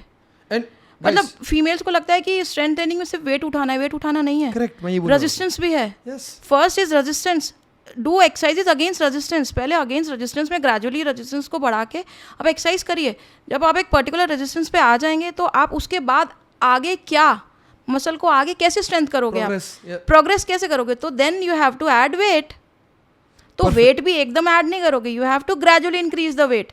किसी फीमेल के लिए 2.5 किलो वेट ही ठीक है, किसी फीमेल के लिए शायद 15 किलो वेट भी ठीक नहीं है, कम है। वो डिपेंडिंग ऑन आपकी मसल मास कितना है, आपका मसल कैसा है, उस पर डिपेंड करेगा। तो ग्रेजुअली हर चीज़ करनी है, एकदम से नहीं कि आप मैं फर्स्ट डे को स्ट्रेंथ ट्रेनिंग करनी है तो रेजिस्टेंस तो छोड़ा, मैं चलो 25 किलो से आओ, चलो डंबल्स मारते हैं, बाइसेप्स करते हैं, हो गया। बॉडी बनानी है मेरे को, बॉडी नहीं बनानी है। मसल को ट्रेन करना है, ये मसल को स्ट्रॉन्ग करना है, ये पॉइंट और एक क्रॉस करना चाहता हूँ, पर्टिकुलर मसल को ट्रेन करना है। करेक्ट, वेरी, मतलब मैं यही बोलना चाहता था कि when people think about strength training, when women think about strength training, उनको लग रहा है कि मैं जिम में जाके 100 किलो का स्क्वाट, वो है स्ट्रेंथ ट्रेनिंग। वो नहीं है। नहीं, मैं तो ये नहीं आपको करना भी नहीं है यार, वो है ही नहीं वो चीज। स्ट्रेंथ ट्रेनिंग में वजन उठाना नहीं है। Strength training is not about lifting, resistance important. You mentioned the word resistance. Resistance का मतलब क्या है? बॉडी की रेजिस्टेंस, बॉडी का वेट भी रेजिस्टेंस है, करेक्ट, ग्रेविटी भी रेजिस्टेंस है, एक रेजिस्टेंस बैंड भी रेजिस्टेंस है, बिल्कुल, एक एंकल वेट भी रेजिस्टेंस है। पर्सनली मेरी दुनिया में सबसे फेवरेट चीज़ है एंकल वेट, ठीक है। मुझे ऐसा फील होता है कि आप एंकल वेट्स पे अनबिलीवेबल स्ट्रेंथ गेन कर सकते हो just by progressing on that. और हर इंसान चाहे जितने भी पेन में है वो फाउंडेशनल मूवमेंट्स कर सकता है, वो लेग रेजेस कर सकता है, ठीक है। उसी में अगर इंसान रेजिस्टेंस बढ़ा ले, उसकी ज़िंदगी कितनी सुखद हो जाएगी, राइट। मेरे पास लोग आते हैं, मैं उन्हें बोलता हूँ कि आपकी लाइफ की 85% प्रॉब्लम सॉल्व हो जाएंगी जिस दिन आप 3, 4, 5 किलो के एंकल वेट पे पहुँच गए, राइट। तो how can we put this across better कि भाई स्ट्रेंथ ट्रेनिंग का मतलब स्क्वाट लंज हैवी नहीं है या जिम जाना नहीं है। स्ट्रेंथ ट्रेनिंग का मतलब है start training against resistance, and resistance is of multiple types. Start where your level is and find ways to progress it organically, correct. बिल्कुल। अगर आप एक ऑर्थोपेडिक सर्जन ना होते तो आज क्या होते? एक स्पोर्ट्स पर्सन होती, शायद से उस टाइम पे किसी इंडियन क्रिकेट टीम में पहुंच चुकी होती, और उसके बाद शायद स्कोप नहीं था तो किसी रेलवे आपको टिकट कलेक्ट करती हुई मिलती। इससे मुझे समझ में आ रहा है सपने देखना ज़रूरी है। बिल्कुल, सपने देखना बहुत ज़रूरी है। आपकी फेवरेट एस्केप फ्रॉम वर्क क्या है कि आज काम नहीं करना तो क्या करती हो? गेम्स खेलते हैं, कुछ आउटडोर एक्टिविटी। Oh nice. कौन कौन सी एक्टिविटीज़ पसंद है आपको? इस समय तो आजकल मैं क्रिकेट खेल रही हूँ जब मौका मिलता है। क्रिकेट की क्या इंपॉर्टेंस है आपकी लाइफ में आज? मैं क्रेजी हूँ उसके लिए। जब क्रिकेटर विराट कोहली, अभी मतलब अभी के टाइम में, पुराने में तो सुरेश रैना एंड सचिन तेंदुलकर।